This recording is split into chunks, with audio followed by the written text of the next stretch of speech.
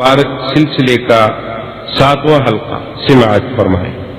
اصول یہ ہوتا ہے کہ کسی کے بارے میں کفر کا فتویٰ دینے سے پہلے اگر وہ بندہ موجود ہے تو مراجعات کر لو، پوچھ لو اس سے کہ جی آپ نے یہ بات جو کی ہے اس کا مقصد کیا، تاکہ وضاحت ہو جائے، دیانتداری کا یہ تقاضا ہو۔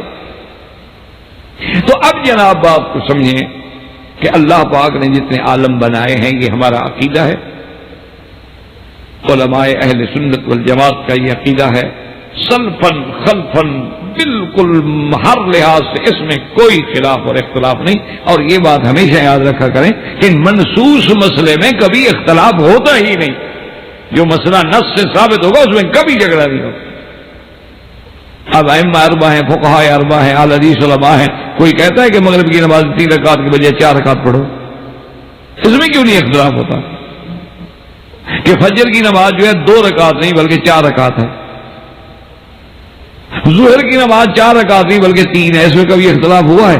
5 نمازیں فرض نہیں بلکہ 6 فرض ہیں، اس میں کبھی اختلاف ہوا ہے؟ رمضان کا 1 مہینے کے روزے فرض نہیں بلکہ 15 دن کے فرض ہیں، یا 2 مہینے فرض ہیں، اس میں کبھی اختلاف ہوا ہے؟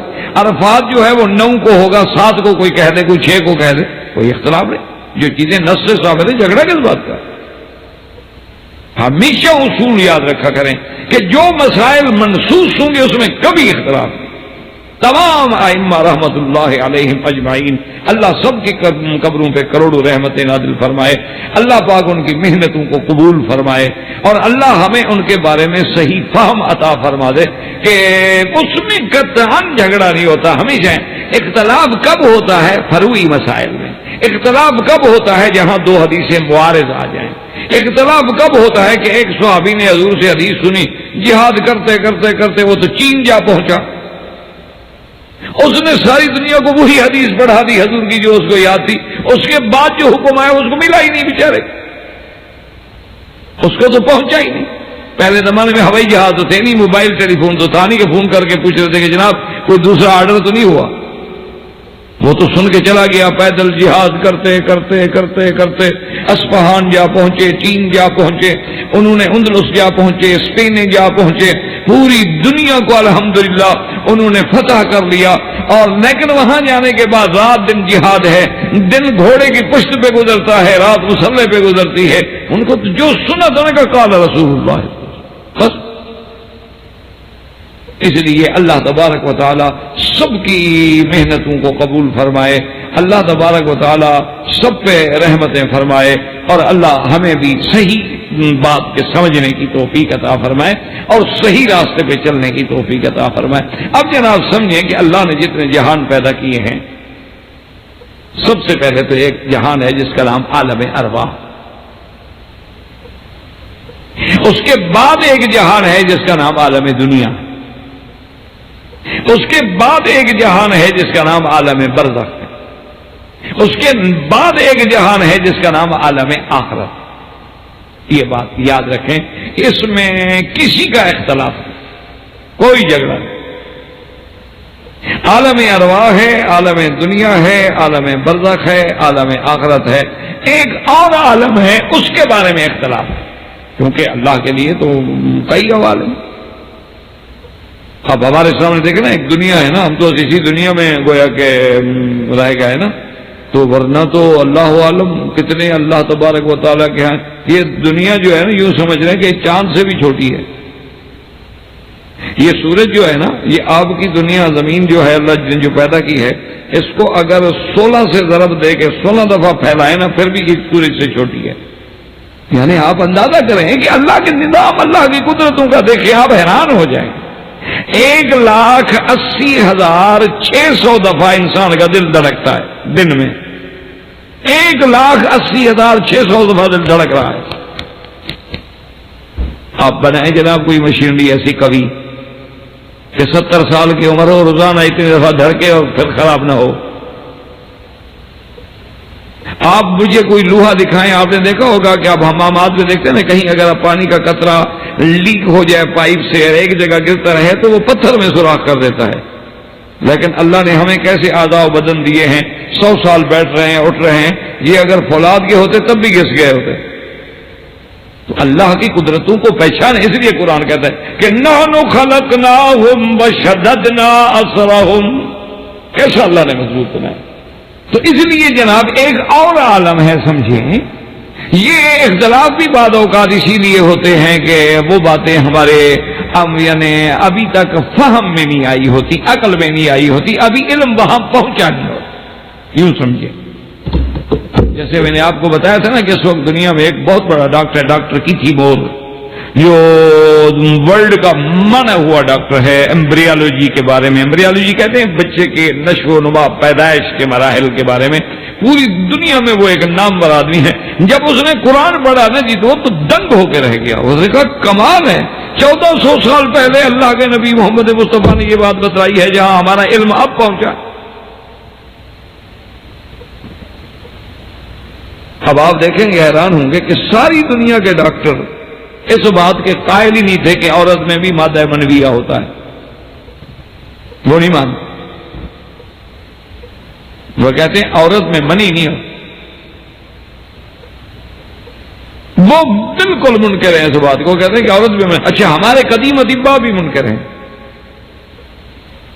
وہ بھی اپنی کتابوں میں، جیسے ابو علی سینا ہے، ارسطو ہے، بڑے بڑے لوگ ہیں، تو وہ بھی نہیں مانتے. وہ کہتے ہیں کہ ایک احساس لذت تو عورت کو ہوتا ہے، وہ سمجھتی ہے احساس لذت کے طور پر کہ میں منزل ہو رہی ہوں، کوئی چیز اتر رہی ہے، ورنہ ہوتا کچھ نہیں. وہ کہتے ہیں کہ جناب آپ دیکھیں کہ اسی وقت عورت کو دیکھا جائے یا کسی ڈاکٹر کے پاس اگر لے کے آئیں دیکھیں تو اس کے اندر کچھ نہیں ہو. تو مرد والا پانی ہوتا ہے، اٹھے گی تو وہی نکل پڑے گا، اس کا اپنا نہیں ہوتا.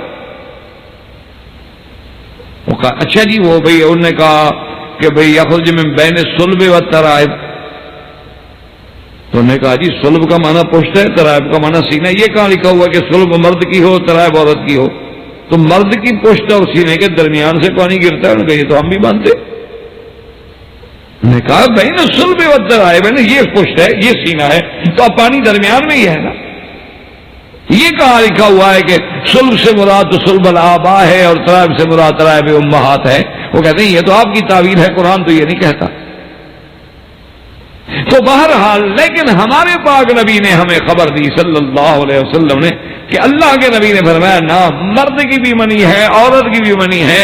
اور مرد کی منی جو ہے وہ ابیض غلیظ، سفید ہوگی، گاڑی ہوگی.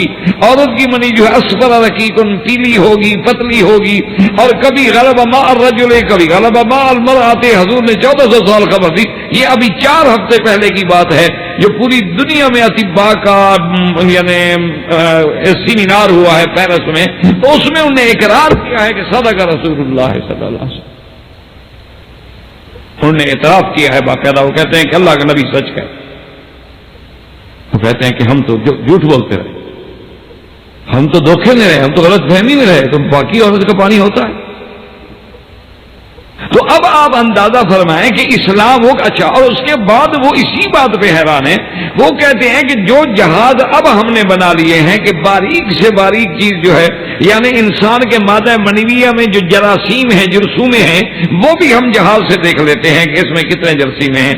اور جرثومے سب زندہ ہیں یا آدھے زندہ ہیں، آدھے مردہ ہیں، طاقتور ہیں، کمزور ہیں، نکلتے ہوئے مر جاتے ہیں یا 6 گھنٹے کے بعد مر جاتے ہیں یا 2 گھنٹے کے بعد مر جاتے ہیں. صحیح معنوں میں اپنے مقام پہ بھی قرار مکین پہ پہنچتے ہیں کہ نہیں پہنچتے ہیں. وہ کہتے ہیں لیکن جب حضور نے بتایا تھا اس وقت تو یہ جہاز تھے ہی نہیں، تو حضور نے کیسے بتایا؟ وہ کہتے ہیں معلوم ہوتا ہے کہ واقعی ان کو اللہ نے بتایا، اور مکے میں تو کوئی مدرسہ ہی نہیں تھا. وہ کہتے ہیں جب اللہ کے نبی پیدا ہوئے ہیں تو کوئی یونیورسٹی نہیں، کوئی مدرسہ نہیں، کوئی ہائی اسکول نہیں، کوئی وہاں لیبارٹری نہیں، کوئی وہاں ٹیسٹ کا انتظام نہیں، کوئی وہاں دوربین نہیں، کوئی وہاں دیکھنے کی چیزیں نہیں. تو حضور نے یہ کیسے دیکھ کے بتا دیا؟ وہ کہتے ہیں کہ اس کا معنی یہ ہے کہ اس کو بتانے والی وہ ذات اور ہے. اور یہی قرآن کہتا ہے کہ ما ينطق عن الهوى ان هو الا وحی یوحی. تو نے کہا معلوم ہوتا ہے کہ جو آپ نے کہا وہ سچ کہا ہے، ایک بات جھوٹی نہیں ہو سکتی. ابھی آپ حضور نے فرمایا کہ جب کتا منہ مار جائے تو ایک دفعہ مٹی کے ساتھ بھی صاف کرو برتن کو. اچھا، ہم لوگ جب پڑھتے تھے، چھوٹے سے بچے تھے، ہم یہی سمجھتے تھے کہ اس وقت صابن تو تھا نہیں. جب حضور صلی اللہ علیہ وسلم کا زمانہ تھا، نہ صابن تھا، نہ صرف تھا، نہ یہ کلوراکس تھے، نہ یہ اینٹی سیپٹک دوائیں تھیں. تو اس لیے حضور نے فرما دیا ہوگا بھی مٹی سے صاف کرو. اس زمانے میں ہم لوگ بھی مٹی سے ہاتھ دھوتے تھے. اور کوئی صابن تو ہوتے نہیں تھے، یا تختیوں کو بھی ہم مٹی لگاتے تھے، عورتیں غسل بھی مٹی سے کرتی تھی، کوئی کچی مٹی کو پیلی مٹی کو ایسی مٹیاں کہلاتی تھی ساری، کیونکہ صابن وابن کا تو بابا وجود ہی نہیں تھا نا دیہاتوں میں، تصور ہی نہیں تھا کہ صابن کیا ہوتا ہے۔ تو ہم نے کہا اسی لیے حضور نے فرما دیا ہوگا کہ فافروہ بالتراب، کہ ایک دفعہ اس کو مٹی سے رگڑ لو۔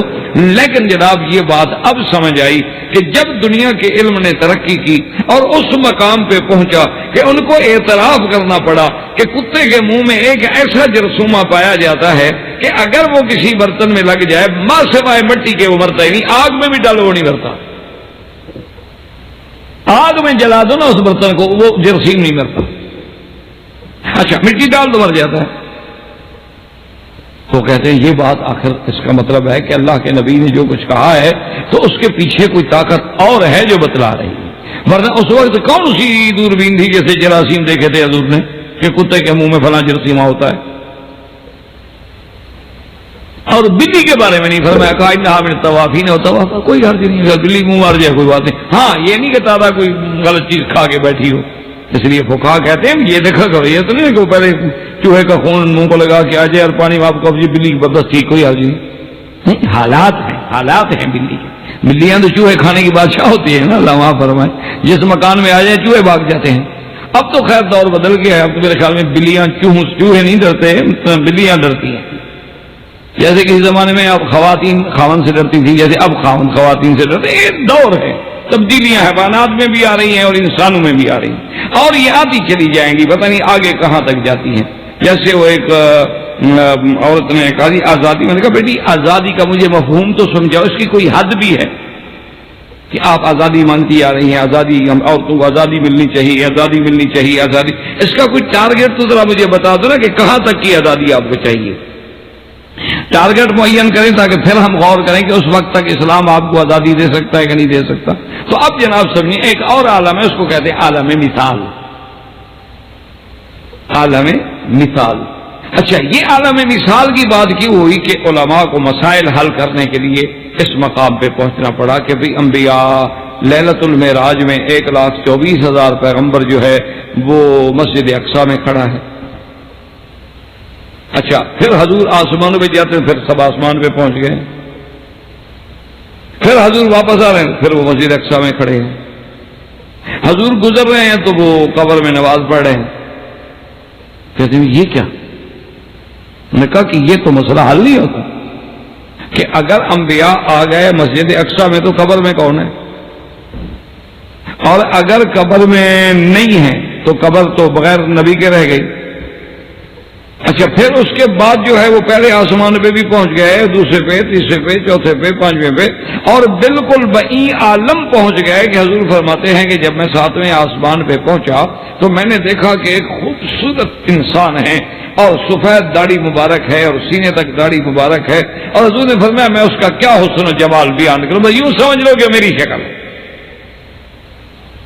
حضور نے فرمایا میں اس کا کیا حسن و جمال بیان کروں، بس یوں سمجھ لو کہ گویا کہ آپ کے نبی کی شکل مبارک پہ ہے۔ میں نے جبریل سے پوچھا کہ ما ھذا البیت، یہ کیا گھر ہے؟ تو اس نے کہا یا رسول اللہ یہ اللہ کا کعبہ ہے، بیت المعمور ہے، جیسے زمین میں کعبہ ہے اسی طرح اللہ نے فرشتوں کے لیے آسمان 7ویں آسمان پہ بھی کعبہ رکھا ہے، آپ لوگ وہاں طواف کرتے ہیں، ملائکہ یہاں طواف کرتے ہیں۔ میں نے کہا تو من ھذا، یہ کون ہے؟ انہوں نے کہا ابو کا ابراہیم، یہ تو آپ کے ابا ہیں، حضرت ابراہیم ہیں۔ تو حضرت ابراہیم علیہ السلام پشت دے کے کعبے سے بیٹھے تھے، تو اسی سے، اور آگے بچے ہیں ان کو بھی آپ پڑھا رہے ہیں، تو اسی سے علماء نے استنباط کیا مسئلہ کہ اگر کوئی عالم جمعہ کا دن ہے، خطبہ ہے، تقریر ہے، اگر کعبے کی طرف پشت کر کے بیٹھے تو جائز ہے، کیونکہ اگر پشت کرنا جائز نہ ہوتی تو ابراہیم علیہ السلام کیسے پشت کرتے؟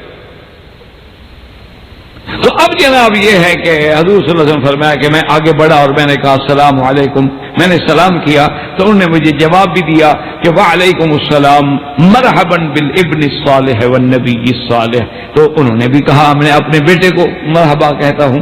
تو اب دیکھیں آپ ابراہیم علیہ السلام پھر 7ویں آسمان پہ بھی پہنچ گئے۔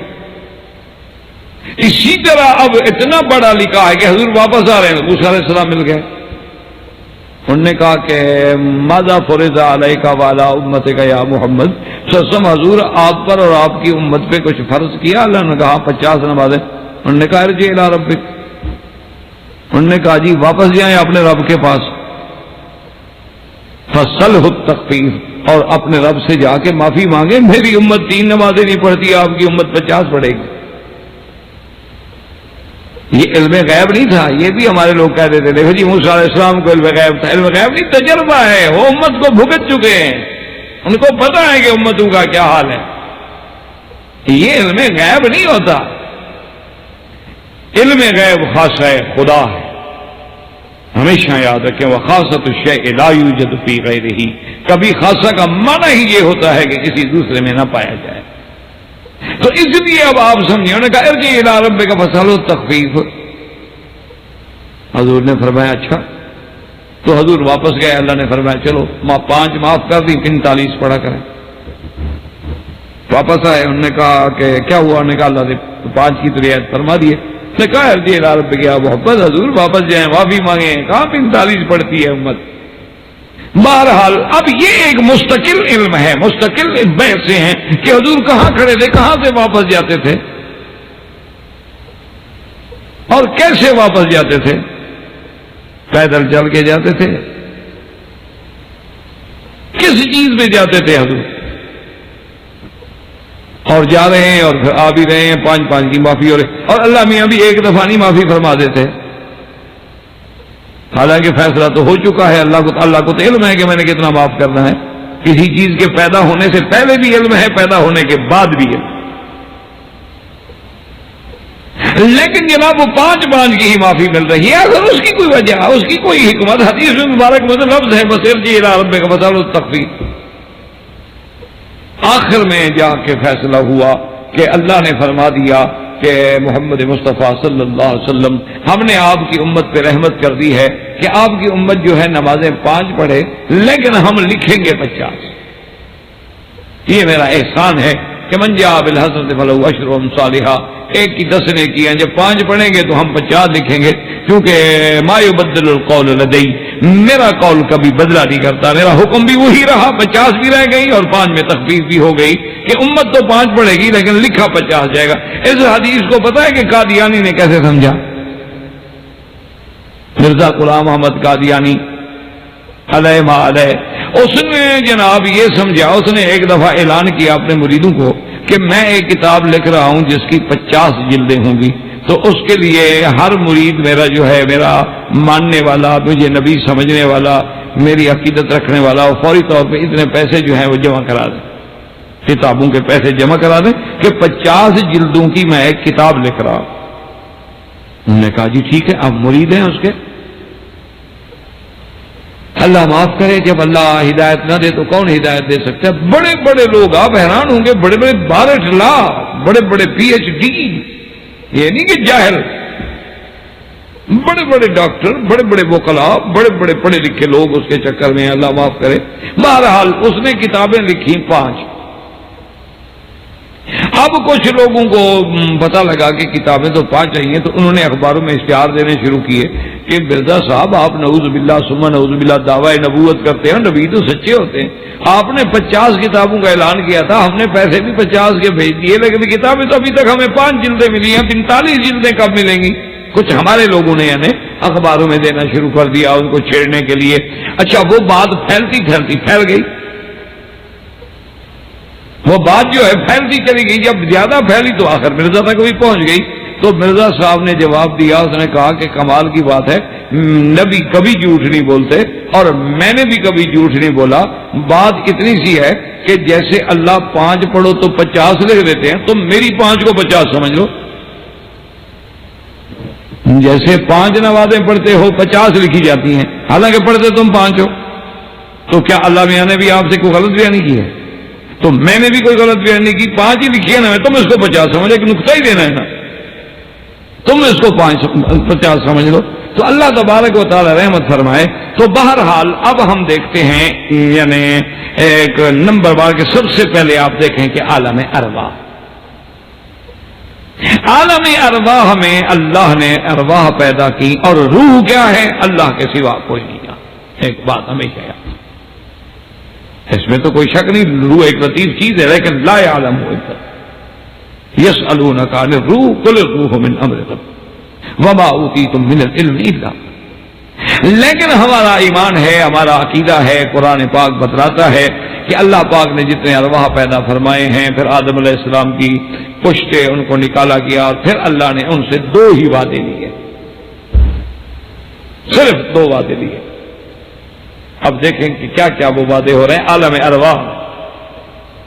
ایک اللہ نے وعدہ یہ جیسا الست بربکم قالوا بلا، اللہ نے فرمایا کیا تم میری ربوبیت کا اقرار نہیں کرتے کہ میں تمہارا رب؟ نے کہا دیکھو آپ رب ہیں، کون انکار کر سکتا ہے؟ اچھا، اور دوسرا جو ہے جناب وعدہ اس دور میں جو لیا جائے، اسی لیے اب آپ ان حدیثوں کو سامنے رکھیں کہ حضور نے فرمایا نا انا اولہم خلقا وآخرہم بعثا، کہ مجھے اللہ نے پیدا تو اول کیا ہے لیکن بھیجا مجھے آخر میں ہے۔ یا جیسے حضور نے فرمایا ہے کہ انا الاول والآخر، تو لوگ دھوکے میں آ جاتے ہیں، کہتے ہیں دیکھو جی خدا بھی تو اول آخر، اللہ کی شان ہے، یہاں نبی کہہ رہے ہیں۔ تو حضور نے فرمایا اس کا معنی یہ ہے کہ پیدا اللہ نے پہلے کیا، بھیجا مجھے آخر میں ہے۔ جیسے نحن الاولون ونحن الاخرون، تو نحن الاولون سے مراد ہے دخول الجنہ میں سب سے پہلے میری امت کا ہوگا، تو اولون بے اعتبار دخول الجنت وآخرون بے اعتبار البعث، اور آخرون اس لیے ہیں کہ ہمیں سب سے آخری امت بنا کے بھیجا گیا ہے۔ تو اب آپ سمجھیں کہ عالم ارواح میں جب اللہ نے روح بنائے تو حضور کی روح کو پہلے پیدا فرمایا۔ یوں بات سمجھ، ورنہ یہ نہیں کہ آدم سے پہلے پیدا فرما دیا، یہ تو کوئی نظام نہیں، قاعدہ نہیں، سنت نہیں۔ اور پھر اس سے تو آپ دشمنوں کو موقع دیں گے، وہ کہیں گے عجیب بات ہے، مسلمانوں کا بھی عقیدہ اعتقاد ہے، ادھر کہتے ہیں کہ آدم سب کے ابا ہے، ادھر کہتے ہیں حضور پہلے پیدا ہوئے، باپ بعد میں پیدا ہوا۔ تو اصول تو یہ ہے نا کہ باپ پیدا ہوگا تو بیٹا پیدا ہوگا نا۔ تو اس لیے آپ سمجھیں کہ یہ مسئلہ تھا عالم ارواح کا، ہم نے کہاں دھوکہ کھایا، اس کو لے آئے عالم دنیا میں، ہم اس میں مبتلا۔ اب حضور کی شان دیکھیں کہ ایک تو اللہ نے اپنی ربوبیت کا عہد دیا، اور ایک قرآن کا وَإِذْ أَخَذَ اللَّهُ مِيثَاقَ النَّبِيِّينَ لَمَا آتَيْتُكُم مِّن كِتَابٍ وَحِكْمَةٍ ثُمَّ جَاءَكُمْ رَسُولٌ مُصَدِّقًا لِّمَا مَعَكُمْ لَتُؤْمِنُنَّ بِهِ وَلَتَنصُرُنَّهُ۔ اب دیکھیں کہ اچھا اس وقت جو اپنی ربوبیت کا اقرار لیا ہے، عہد لیا، وہ تو ساری مخلوق کے روحوں سے لیا، اس میں سب شامل ہیں، انبیاء کی روحیں بھی شامل ہیں، اولیاء کی بھی شامل ہیں، ابرار کی بھی شامل ہیں، اخیار کی شامل ہیں، اپنی بھی، اشرار کی بھی، سب کی شامل ہیں۔ لیکن جب محمد مدنی کے لیے عہد لے رہے ہیں تو اب صرف نبیین سے عہد لیا جا رہا ہے۔ وَإِذْ أَخَذَ اللَّهُ مِيثَاقَ النَّبِيِّينَ، یعنی سب کے جو منتخب کریم ہیں نا جی، یہ سمجھے نا کہ آپ دیکھتے ہیں نا کہ لوگ کہتے ہیں کہ جناب یہ کیا میڈیکل کالج ہے، یہ لا کالج ہے، یہ کہتے ہیں جی اس میں تو کریم آتی ہے نا، ہر بچہ تو نہیں پہنچتا نا، اس میں تو کریم آتی ہے، ٹیلنٹ والے لوگ آتے ہیں جن کے پاس علم ہوتا ہے، ذکا ہوتا ہے، ذہن ہوتا ہے، وہ لوگ یہاں ترقی کرتے کرتے پہنچتے ہیں، باقی ہم جیسے تو نیچے پیچھے رہ جاتے ہیں۔ تو اس لیے اب ساری مخلوق میں جو اللہ کے ہاں سب سے عظمت والی مخلوق ہے وہ تو انبیاء اور رسول ہے، سب سے زیادہ شان والے کون ہیں؟ پیغمبر ہیں۔ اب اسی سے آپ حضور کی شان کا اندازہ لگا لیں کہ اللہ نے تمام انبیاء سے کہا کہ وعدہ کرو کہ تمہارے پاس ایک رسول آئے گا، ایک پیغمبر آئے گا، اور اگر وہ آئے تو لتؤمنن بہ، تم ان پر ایمان بھی لاؤ گے، اس کی مدد بھی کرو گے۔ اور اللہ نے باقاعدہ ان سے عہد لیا، اور اس کے بعد کہا اقررتم، اقرار کرتے ہوئے اس بات کا، اقررنا، اتنا ہی کافی تھا، اللہ کے آگے اتنا بات کافی ہے، اللہ کا صرف کہہ دینا ہی کافی تھا کہ تؤمنن بہ ولتنصرنہ، اتنا ہی کافی، اللہ کا حکم ہے، اللہ کا تو آرڈر ہے کہ ایمان لاؤ اور اس کی مدد کرنا، بس کافی۔ لیکن اللہ نے فرمایا اقررتم قالوا اقررنا، پھر اتنا کافی ہے کہ اللہ کے نبی ہیں، کہنے والے، اقرار کرنے والے پیغمبر ہیں، وہ عام لوگ تو نہیں ہیں، لیکن اللہ نے فرمایا فشہدوا، گواہ ہو جاؤ سارے رسول اس عہد پہ، پھر اتنا کافی تھا۔ پھر کہتے ہیں وَأَنَا مَعَكُمْ مِنَ الشَّاهِدِينَ، تم بھی سارے گواہ ہو جاؤ اور میں بھی گواہی دینے والے کہ میرا محمد مدنی اگر آئے تو ایمان لانا۔ اب حالانکہ دیکھیں ان آیات کو سمجھنے کے لیے بھی بہت بڑے مسائل کہ اللہ پاک نہیں جانتے تھے کہ حضور کب آئیں گے، اللہ تو جانتے. تو پھر نوح علیہ السلام سے جو وعدہ لیا جائے کہ آپ کے زمانے میں اگر حضور آ جائیں تو ایمان لانا، اللہ کو تو پتا ہے کہ نوح علیہ السلام کے زمانے میں حضور نہیں آئیں گے، موسیٰ علیہ السلام کے زمانے میں بھی نہیں آئیں گے، عیسیٰ علیہ السلام کے زمانے میں بھی نہیں آئیں گے. وہ تو سب سے آخر میں آئیں گے جب کوئی نبی ہوگا ہی نہیں. عیسیٰ علیہ السلام زندہ ہوں گے لیکن وہ بھی آسمانوں پہ بیٹھے ہوں گے. تو اس لیے میرے عزیز اللہ کے قرآن کو اور اللہ کے حدیث کو پڑھنے کے بعد اسی لیے علماء کہتے ہیں کہ فات البیوت من ابوابہا، کہ جب کسی گھر میں داخل ہونا ہو تو دروازے سے داخل ہوا کریں، دیواریں پھلانگ کے نہ آیا کریں.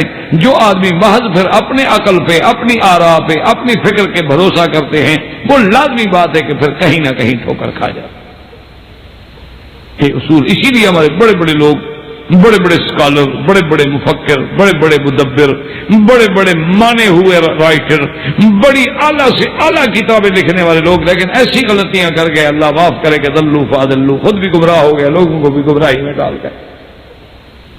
اس لیے ہمیشہ یاد کریں، بہرحال سمجھیں ایک مسئلے کو کہ اللہ نے یہ عہد لیا، اللہ تو جانتے ہیں. اچھا، جب یہ عہد لیا جا رہا ہے تو اس سے مقصد کیا ہے؟ اظہار عظمت شان محمد مصطفیٰ. ورنہ اللہ تو جانتے ہیں کہ میرا نبی تو سب سے آخر میں آئیں گے، لیکن وہ ایسے شان والا پیغمبر ہے، ایسے شان والے نبی ہیں، ایسے عظمت والے نبی ہیں کہ ہر پیغمبر سے یہ عہد لیا جا رہا ہے. اور بعض علماء فرماتے ہیں کہ اللہ کا ہر فیصلہ حق ہوتا ہے، اس میں کبھی خطا نہیں ہوتی. تو اللہ پاک نے ان کے فیصلے کو، اس عہد کو بھی اس عالم مثال میں مسجد اقصی میں 1,24,000 پیغمبر کو محمد مدنی کے پیچھے کھڑا کر کے سچا کر پھر تو من النبی اب آؤ، میرا مدنی امام ہے تو مقتدی بن. اب سب انبیاء مقتدی بن کے کھڑے، اور امام الانبیاء صرف محمد مصطفیٰ ہے. اور یہ لکھا اتنا بڑا پکا ہے، اللہ نے جیسے فرمایا تھا موسیٰ علیہ السلام سے اور حضور صلی اللہ علیہ وسلم سے کہ میرا مدنی آپ کو موسیٰ علیہ السلام بھی ملائیں گے، فلا تکن فی مریۃ من لقائہ، اس کے ملنے کے بارے میں آپ کسی شک میں نہ پڑیں، وہ بالکل حقیقی لکھا ہوگا، بالکل کھرا لکھا ہوگا. تو اس لیے اس کو عالم مثال بھی کہا گیا.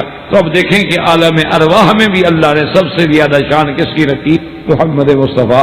اچھا، عالم ارواح کے بعد روح تو بن گیا، روح امر ربی ہے، کوئی جانتا ہی نہیں کہ روح کی حقیقت کیا ہے،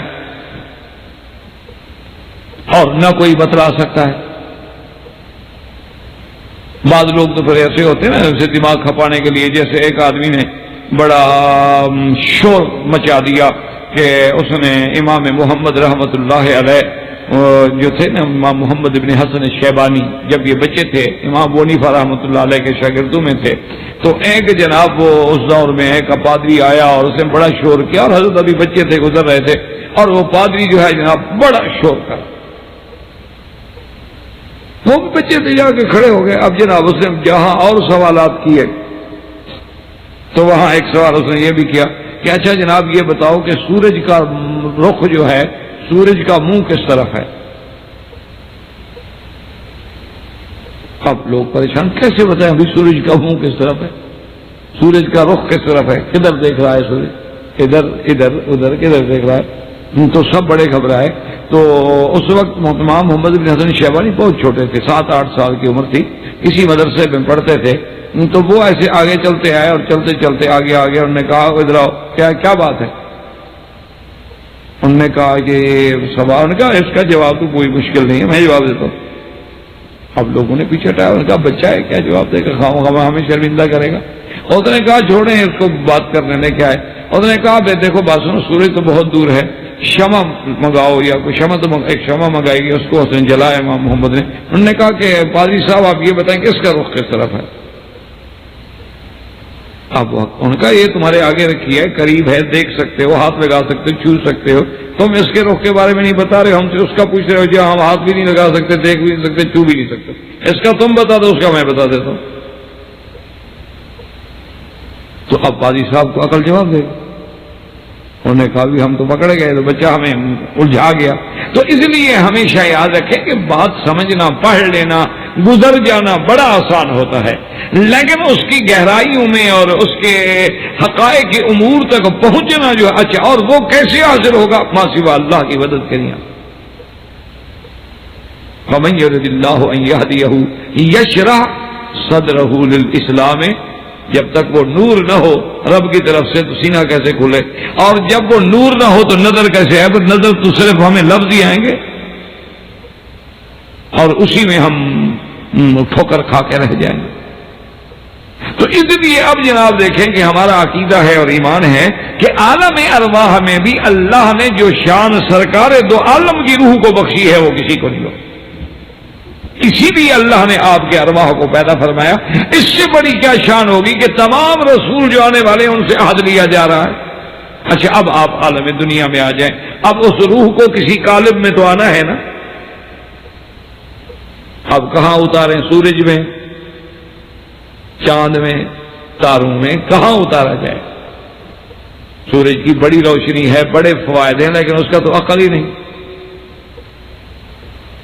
چاند میں بڑی روشنی ہے، بڑے فوائد ہیں، سمندروں کے مد و جزر ہیں، اور چاند کی روشنی پہ ہماری کئی فصلیں پکتی ہیں، لیکن وہ تو عقل نہیں۔ شیر میں بڑی طاقت ہے لیکن عقل نہیں۔ جنوں میں بڑی طاقت ہے لیکن وہ مقام ہی نہیں، وہ تو خود مستور رہنے والی چیزیں، چھپی ہوئی چیزیں، جن کو جن اسی لیے تو کہا جاتا ہے کہ اس پر بال ہوتے ہیں، وہ چھپا ہوا ہوتا ہے، اور بشر کو بشر اسی لیے کہا جاتا ہے کہ کھلا ہے، واضح ہے، اس کا چہرہ نظر آ رہا ہے۔ تو اب اللہ تبارک و تعالیٰ نے کہ ساری کائنات میں سے عالم ارواح کے بعد ان روحوں کو ڈالنے کے لیے جو فیصلہ کیا ہے، تو سب سے پہلے وہ روح کس میں ڈالی گئی؟ سیدنا آدم علیہ السلام میں، جس کا اللہ نے قرآن میں فیصلہ کیا کہ اللہ نے فرمایا فَإِذَا سَوَّيْتُهُ وَنَفَخْتُ فِيهِ مِن رُّوحِي فَقَعُوا لَهُ سَاجِدِينَ۔ اللہ نے اعلان کر دیا کہ جب میں آدم علیہ السلام کو پورا بنا لوں اور اس میں اپنی روح میں سے پھونک دوں، تو بس جب اس میں روح آ جائے اور آدم مکمل ہو جائے، روح مال جسد، تو تم فوراً سجدے میں گر جانا۔ فرشتوں کو حکم دے دیا گیا۔ تو اب جناب آپ اندازہ فرمائیں کہ سب سے پہلے انسان کی جو اللہ نے بنیاد رکھی ہے، سب سے پہلا انسان یوں سمجھو جس کو اللہ نے پیدا کیا ہے وہ آدم علیہ السلام ہے، اور اس میں روح ڈالی گئی، اور آدم کو پیدا کرنے کے بعد سب سے پہلا مرتبہ ہی یہ دیا گیا کہ مسجود الملائکہ بنا دیا گیا کہ آدم کو ملائکہ سجدہ کریں، تو ملائکہ ساجد ہوں گے، آدم مسجود ہوگا۔ تو اب آپ اندازہ فرمائیں کہ ملائکہ تو نوری مخلوق ہے، لیکن نوری مخلوق آدم کو سجدہ کر رہی ہے۔ ملائکہ کو اللہ نے نور سے پیدا کیا ہے، لیکن وہ سب سے سب جو ہے آدم کے آگے سجدہ کریں۔ اچھا، اور جو سجدہ نہیں کر رہا ہے اس کا انجام کیا ہوا ہے کہ اللہ تبارک و تعالی نے فرمایا کہ فَخْرُجْ مِنْهَا فَإِنَّكَ رَجِيمٌ وَإِنَّ عَلَيْكَ لَعْنَتِي إِلَىٰ يَوْمِ الدِّينِ، کہ بدبخت نکل جاؤ، مردود ہو۔ اسی پر علماء نے کیا اچھی بات لکھی ہے، انہوں نے کہا کہ تمہارے ابا کو اگر کوئی سجدہ نہ کرے، ایک سجدہ نہ کرے، وہ لعنتی بن جائے، تم خدا کو روزانہ 5 سجدے نہ کرو، پھر بھی مسلمان۔ یعنی کبھی آپ نے سوچا ہے کہ وہ صرف آدم کو سجدہ نہیں کیا، خدا کے سجدے کا انکار تو نہیں کیا؟ ابلیس جو مارا گیا ہے ملعون، وہ جو ملعون بن گیا، مذموم بن گیا، مذموم مدحورا بن گیا، جنت سے نکالا گیا، آسمانوں سے نکالا گیا، اور راندہ درگاہ بن گیا، مستحق لعنت بن گیا۔ جرم تو یہی تھا نا کہ تمہارے ابے کو سجدہ نہیں کیا۔ تو اگر ابا کو سجدہ نہ کرے تو وہ تو جناب ملائکہ کے ساتھ رہنے والا لعنتی بن جائے، اور تم اگر خود خدا کو سجدہ نہ کرو اور نمازیں نہ پڑھو تو تم کیا بن جاؤ گے؟ مسلمان بن جاؤ گے؟ کبھی غور کریں، سوچیں، اور اسی سے اندازہ لگائیں کہ بھئی سجدہ کرنے والا افضل ہوتا ہے یا مسجود؟ اب دیکھیں ہم سب اللہ کو سجدہ کرتے ہیں، اللہ کا جو مقام ہے مخلوق کیا ہے؟ تو اللہ نے آدم علیہ السلام کو جب مسجود بنا دیا ہے، تو اب دیکھیں کہ نوری مخلوق کا عظمت شان زیادہ ہے یا خاکی مخلوق کی عظمت شان زیادہ ہے؟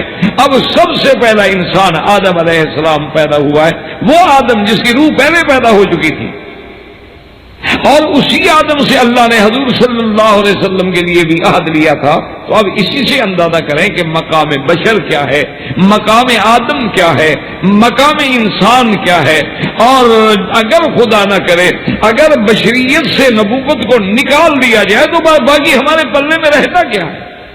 اس انسانیت کو شرف تو یہی ملا ہے کہ ہمارے اندر انبیاء ہے، ہمارے اندر اللہ کے رسول ہیں، اللہ کے نبی ہیں، اولیاء اللہ ہیں، ابرار ہیں، اخیار ہیں، وہ مقامات ہمارے اندر ہیں جہاں نوری فرشتے دروازے پہ کھڑے ہو کے دروازہ کھٹکھٹا کے اذن مانگتے ہیں کہ یا رسول اللہ میں آ سکتا ہوں. تو پھر بھی اگر ہم مقام بشر کو نہ سمجھیں اور انبیاء کی بشریت کا انکار کریں تو بدقسمتی ہوگی. وما علینا الا البلاغ وآخر دعوانا الحمدللہ رب العالمین. برادران اسلام، واجب الاحترام بزرگوں، دوستوں، بھائیوں، عزیز نوجوانوں، الحمدللہ سلسلہ دروس عقیدہ مسلم کے بارے میں ہم مسئلہ بشریت انبیاء علیہم الصلاۃ والسلام پر باتیں کر رہے تھے.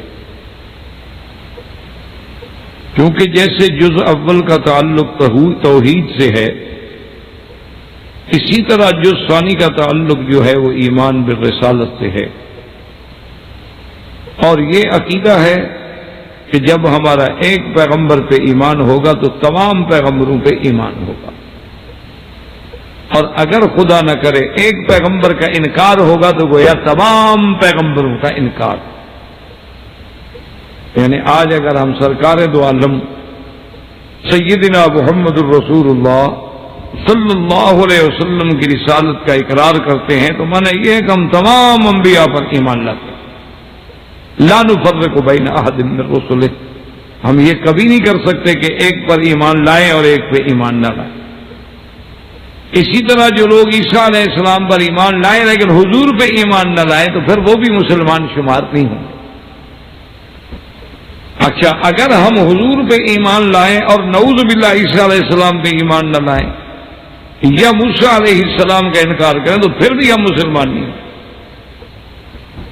تو عقیدہ مسلمان کے لیے یہ ضروری ہے کہ جیسے اللہ کی توحید میں توحید الوہیت، توحید ربوبیت، توحید فی الاسماء والصفات، کلمہ شہادت کا معنی، اس کا پڑھنا، جاننا، سمجھنا، شروط و اراکین کا ذہن میں رکھنا، اسی طرح دوسرا مسئلہ جو مہمہ ہے یعنی جز ہے شہادت کی، وہ ہے محمد الرسول اللہ صلی اللہ علیہ وعلا آلہ واصحابہ وسلم.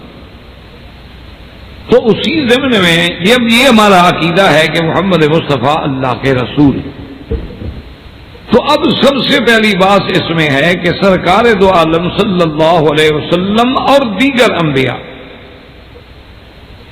ان کی جنس مبارک جو ہے وہ کیا ہے؟ تو یہ بھی ایمان کا حصہ ہے، یعنی عقیدے کا حصہ ہے کہ ہم یہ عقیدہ رکھیں کہ سیدنا آدم علیہ السلام سے لے کر سرکار دو عالم صلی اللہ علیہ وسلم تک اللہ نے جتنے پیغمبر بھیجے، یہاں تک یہ 1,24,000 کی بات ہے، یہ اس کتب سابقہ کی ایک روایت ہے، ورنہ نہ اس کا ذکر قرآن مقدس میں ہے نہ اس کا ذکر کسی صحیح حدیث مبارک میں ہے کہ حضور صلی اللہ علیہ وسلم نے فرمایا ہو کہ انبیاء جو ہے وہ 1,24,000 ہیں.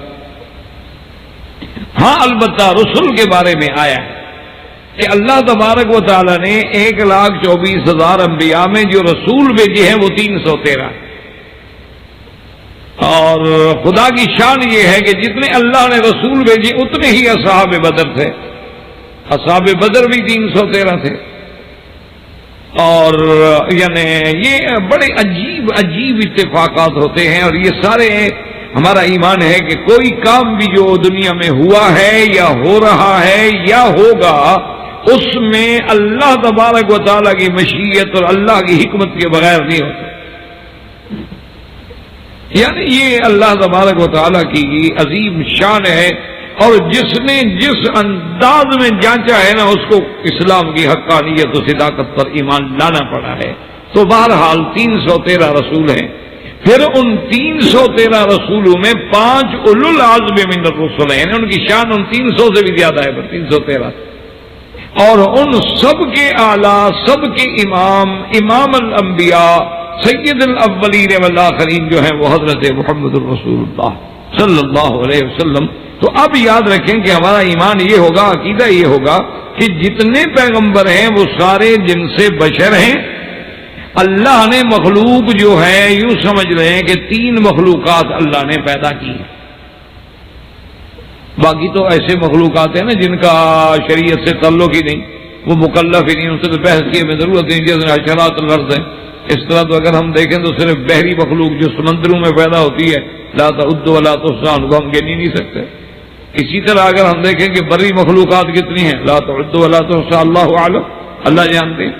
معنی یہ ہے کہ جو بڑی اعظم عظیم مخلوقات ہیں وہ 3 ہیں. ایک تو ملائکہ ہے، وہ سکان السماء ہے، اللہ نے ان کو آسمانوں میں رکھا ہے، اور اللہ نے فرشتوں کو نور سے پیدا کیا. اور دوسری جنس کیا ہے؟ بشر ہے، یعنی آدم علیہ السلام ہے. اللہ تبارک و تعالیٰ نے ان کا جزو اعظم جو ہے وہ مٹی ہے. یعنی یہ معنی نہیں کہ صرف مٹی سے پیدا ہوئے ہیں، یعنی ان کا جزو اعظم جو ہے وہ مٹی ہے، ورنہ اس کے اندر مٹی بھی ہے، پانی بھی ہے، ہوا بھی ہے، اجزاء ناریہ بھی ہیں، عناصر اربع بھی ہیں. لیکن چونکہ جزو اعظم جو ہے وہی شمار ہوتا ہے، اس لیے قرآن میں آتا ہے خلقہ من تراب، اللہ نے آپ کو مٹی سے پیدا کیا. پھر آتا ہے خلقنا الانسان من صلصال کالفخار، تو صلصال کہتے ہیں بجنے والی مٹی. اسی طرح قرآن کہتا ہے خلقنا الانسان من حمأ مسنون. اسی طرح قرآن کہتا ہے کہ جس ابلیس نے جب انکار کیا تو کہا خلقتنی من نار وخلقتہ من طین. اسی طرح قرآن فرماتا ہے من طین لازب، یعنی چکنی مٹی سے. تو اصل معنی یہی ہے کہ پہلے تو وہ خالی مٹی تھی، جب مٹی میں پانی ڈالا گیا تو اس کو معجون بنا، پھر اس میں چکناہٹ پیدا ہوئی، پھر اس کے بعد وہ خشک ہوئی، خشک ہونے کے بعد وہ پک گئی، پھر اس سے آواز پیدا ہوئی. تو یہ اسی کے مراحل ہیں.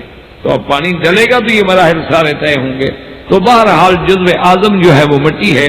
تو اللہ نے آدم علیہ السلام کو مٹی سے پیدا کیا. وَخَلَقَ الْجَانَّ مِن مَّارِجٍ مِّن نَّارٍ، اور اللہ نے جنات جو ہیں ان کو پیدا کیا ہے آگ سے، اور آگ کے بھی اس خالص شعلے سے. اس شعلے سے اللہ تبارک و تعالی نے ان کو پیدا کیا ہے. تو اب یہ 3 مخلوقات ہو گئی، ایک نوری ہو گئی، ایک ناری ہو گئی، اور ایک خاکی ہو گئی. اب جہاں تک نوری مخلوق کا تعلق ہے وہ تو مکلف ہی نہیں، ان کو تو اللہ نے کسی شریعت کا پابند کیا ہی نہیں، کیونکہ اللہ پاک نے ان کو وہ قوا ہی نہیں دیے. وہ تو گناہ کرنے سے پاک ہیں، کھانے پینے سے پاک ہیں، قوات حیوانیہ سے پاک ہیں، قوات شہوانیہ سے پاک ہیں، ان کو تو کوئی ضرورت ہے ہی نہیں. وہ تو صرف اللہ کی مخلوق ہے جو اللہ کی تسبیح و تقدیس و تحلیل میں مشغول ہے، یا پھر اللہ نے جو احکام ان کے ذمہ لگائے وہ تعمیل کر. ورنہ ان کا وظیفہ کیا ہے؟ سبوح قدوس ربنا ورب الملائکۃ والروح. حضور صلی اللہ علیہ وسلم نے فرمایا کہ اللہ کے آسمان میں ایک بالشت کے برابر بھی جگہ خالی نہیں ہے مگر کوئی نہ کوئی اللہ کا فرشتہ کھڑے ہوئے یا سجدے میں یا رکوع میں یا قیام میں یا قعود میں اللہ کی تسبیح و تحمید میں مشغول نہ ہو. یعنی ایک بالشت کے برابر بھی جگہ خالی نہیں. اتنے اللہ کی مخلوق ہے آسمانوں میں. اسی لیے اللہ نے فرمایا کہ وما يعلم جنود ربك الا هو، کہ محمد مصطفیٰ صلی اللہ علیہ وسلم تیرے رب کا جو لشکر ہے اور تیرے اللہ کے سوا جانتا ہی کوئی نہیں کہ کتنی ہے، اس کا عدد کتنی ہے. تو یہ تو آسمانی مخلوق ہے، ان کو شریعت کا پابندی نہیں ہے. اچھا، ان کی پوزیشن یہ ہے کہ یفعلون ما یؤمرون، جو اللہ حکم دیں گے تعمیل کریں. اب اللہ نے ان کے لیے وما منا الا له مقام معلوم، ان کا ہر کسی کا ایک مقام ہے. اس کے بعد اللہ نے ان سب کے جو سردار ہیں وہ 4 فرشتے، تمام ملائکہ کے جو سردار ہیں وہ 4 فرشتے ہیں، حضرت جبرائیل، حضرت میکائیل، حضرت اسرافیل، اور یہ 4 سب کے سردار. پھر اللہ نے ملائکہ کی ڈیوٹی لگا دی. اب جیسے بعض ملائکہ جو ہیں کرامن کاتبین جو ہمارے لکھنے کے لیے لگے ہوئے ہیں، ایک یہ داہنی جانب ہے اور ایک بائیں جانب. اسی طرح بعض ملائکہ ہیں جو ہماری حفاظت کر رہے ہیں. اسی طرح بعض ملائکہ ہیں جو ساری دنیا میں سیاحین فی الارض پھر رہے ہیں، اور جہاں کسی مجلس میں اللہ کا ذکر ہوتا ہے وہاں آگے ٹھہر جاتے ہیں. اسی طرح بعض ملائکہ وہ ہیں جو شام تک ہمارے جو نامہ اعمال ساری رات ہم کریں گے، صبح کی نماز کے لے کے آسمانوں پہ چلے جائیں. اسی طرح بعض ملائکہ ہیں جن کے دل میں قبض ارواح ہے، ان کا سردار تو ملک الموت ہے، لیکن اس کے نیچے تو اللہ عالم کتنی ملائکہ ہے، ان کی کیا تعداد ہے اللہ کے سوا کوئی نہیں جانتے. تو اب ان کا تو ایک ہی مقام ہے، وہ اپنی جگہ سے ہل ہی نہیں سکتے. جو ڈپٹی ہے وہ ڈپٹی ہے، بس اس کے سوا ہوگا دوسرا. جیسے کہ سرکار دو عالم صلی اللہ علیہ وسلم نے حضرت جبریل علیہ السلام سے فرمایا کہ جبرائیل کبھی کبھی تو تم بھائی بڑی دیر کر دیتے وحی لانے میں اور قرآن شریف لانے میں، اللہ کے احکام لانے میں بہت دیر ہو جاتی ہے، اور مجھے بڑا تمہارا انتظار ہوتا ہے۔ تو حضرت جبریل علیہ السلام نے عرض کیا وانا اشفق الیک یا رسول اللہ، انہوں نے کہا یا رسول اللہ مجھے آپ کی زیارت کا آپ سے زیادہ شوق ہوتا ہے، آپ کو تو وحی کا انتظار ہوگا، مجھے تو آپ کے دیدار کا شوق ہوتا ہے کہ میں حضور کی زیارت تو کر لوں گا نا اس بہانے سے، لیکن یا رسول اللہ ہم تو حرکت نہیں کر سکتے، ہم تو آسمانوں سے ہل نہیں سکتے جب تک کہ اللہ حکم نہ دے، ہم اپنی طرف سے کہتے آ سکتے ہیں کہ جب چاہیں آ جائیں، جب چاہیں چلے جائیں، ہم تو اللہ کے حکم کے پابند ہیں۔ تو لہٰذا مخلوق نوری کو تو آپ ایک طرف کر لیں، ان کے لیے تو شریعت کی ضروری ہوتا ہے، فرما بردار عباد المکرمون لا یعصون اللہ ما امرهم ویفعلون ما یؤمرون۔ اب باقی بچ گئیں دو مخلوقیں، ایک ہیں جن اور ایک ہیں انسان۔ اچھا یہ بھی یاد رکھیں کہ سب سے پہلے زمین میں جنات کو آباد کیا گیا، سب سے پہلے جو زمین کی آبادی تھی نا اس میں جن تھے۔ اچھا وہ جب بڑھ گئے، تولد ہوا، تناسل ہوا، ذریات ان کی بڑھ گئی، تو آبادیاں جہاں جہاں بڑھتی گئیں تو پھر شرارتیں تو ہوتی جاتی ہیں، قدرتی بات ہے، پھر اللہ معاف کرے پھر جرائم شروع ہو جاتے ہیں، پھر جرائم شروع ہو جاتے ہیں جہاں جہاں بھی آپ دیکھیں گے۔ اب مثلا یہی ملک تھے ماشاءاللہ، کتنا سکون، کتنا طمانینت، کتنا آرام، کتنا راحت کہ ایک بندہ یعنی سوچ ہی نہیں سکتا تھا۔ ہم جب چھوٹے تھے یہاں پڑھتے تھے تو آپ اندازہ فرمائیں کہ عصر سے مغرب سے 1 گھنٹہ پہلے تمام بازاریں، تھوڑی سی تو بازاریں تھی، بازاریں کتنی تھی؟ ایک صفا مروہ جو ہے جہاں صفا مروہ دوڑتے ہیں، سب سے بڑی بازار مکے کی ہے، دونوں طرف سے بازار ہے اور درمیان میں ہم دوڑ رہے ہیں۔ اچھا ابھی ہمیں یاد ہے کہ جب وہ جناب کوئی سودا بھی خرید لیا، صفا بھی دوڑ رہے ہیں، شربت تھک گئے، شربت بھی پی لی جا کے، اور کوئی پیپسی بھی لے لی، کھڑے ہو کے پی لی، پھر دوڑ رہے ہیں۔ تو چونکہ بازار کا ایک منظر تھا، دونوں طرف دکانیں تھیں، اسی طرح 1-2 بازاریں اور تھیں، ورنہ تو کوئی بازار ہی نہیں ہوتی تھی۔ تو ساری دنیا جو مکے کے اہل مکہ تھے تو وہ جناب ٹھیک 1 گھنٹہ مغرب سے پہلے تمام دکانیں بند، اور سب حرم میں، بڑا ہے چھوٹا ہے تاجر ہے دکاندار ہے، سارے اللہ کے حرم میں آ جاتے، اور حرم میں آ کے جماعت کے ساتھ نماز پڑھتے، اور نماز کے بعد پھر ہر آدمی جو ہے کسی نہ کسی عالم کے حلقے میں بیٹھا ہے، جس سے محبت ہے اس کے درس میں بیٹھے ہیں، وہاں جا کے اسے درس سننا ہے۔ اور کم از کم ماشاءاللہ کم از کم 70 حلقہ ہوتا تھا صرف حرم میں، جو ہم نے بچپن میں دیکھا، 70 جگہ درس ہو رہا ہے، اور چوٹی کے علماء ایک سے ایک بڑا عالم، محدث، مفسر، اور اتنے بڑے بڑے لوگ ہیں جن کی زیارت اور جن کی صحبت اور جن کے درس میں بیٹھ کے نور ایمان حاصل ہو۔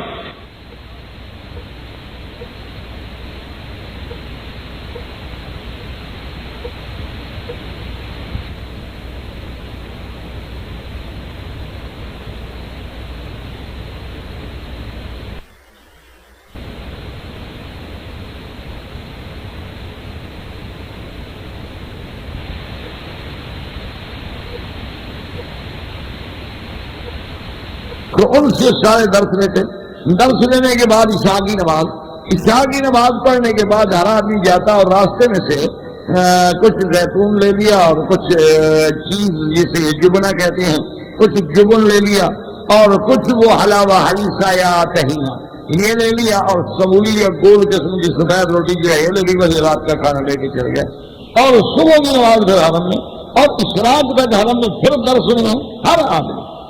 اس کی وجہ یہ ہے کہ آج بھی آپ ان پرانے لوگوں سے اگر آپ بات کریں گے تو آپ حیران ہوں گے کہ ان کے اندر کتنا اللہ نے علم کے معلومات رکھے ہوئے، لیکن جب جناب آبادیاں بڑھتی گئی اور ہم باہر کے لوگ آتے گئے، ہم کہتے تھے نا کہ یہ ہمیں بڑا تنگ کرتے ہیں، لیکن ہم نے کبھی اس پہ غور نہیں کیا ہے کہ ہم نے ان کو کتنا تنگ کیا ہے۔ اسی لیے اب تو ان کا مثل بن گئی ہے کہ ہندی سادات مکہ، وہ کہتے ہیں کوئی ہند سے آیا کوئی سندھ سے آیا، مکے کے سردار بن گئے، ہم تو پیچھے رہے، اصل سادات مکہ تو یہ ہوگا۔ اب بھی آپ پورے نظر دوڑائیں پورے ایسے بورڈوں پر، آپ کو ایک مکے والا نظر نہیں آئے گا، سب کسی کے ساتھ دیکھ لیں گے، آپ کوئی کسی کا ہوگا کوئی کسی کا ہوگا کوئی کسی ملک کا ہوگا، جو خالص مکی ہے نا وہ آپ کو ایک بھی نظر نہیں آئے۔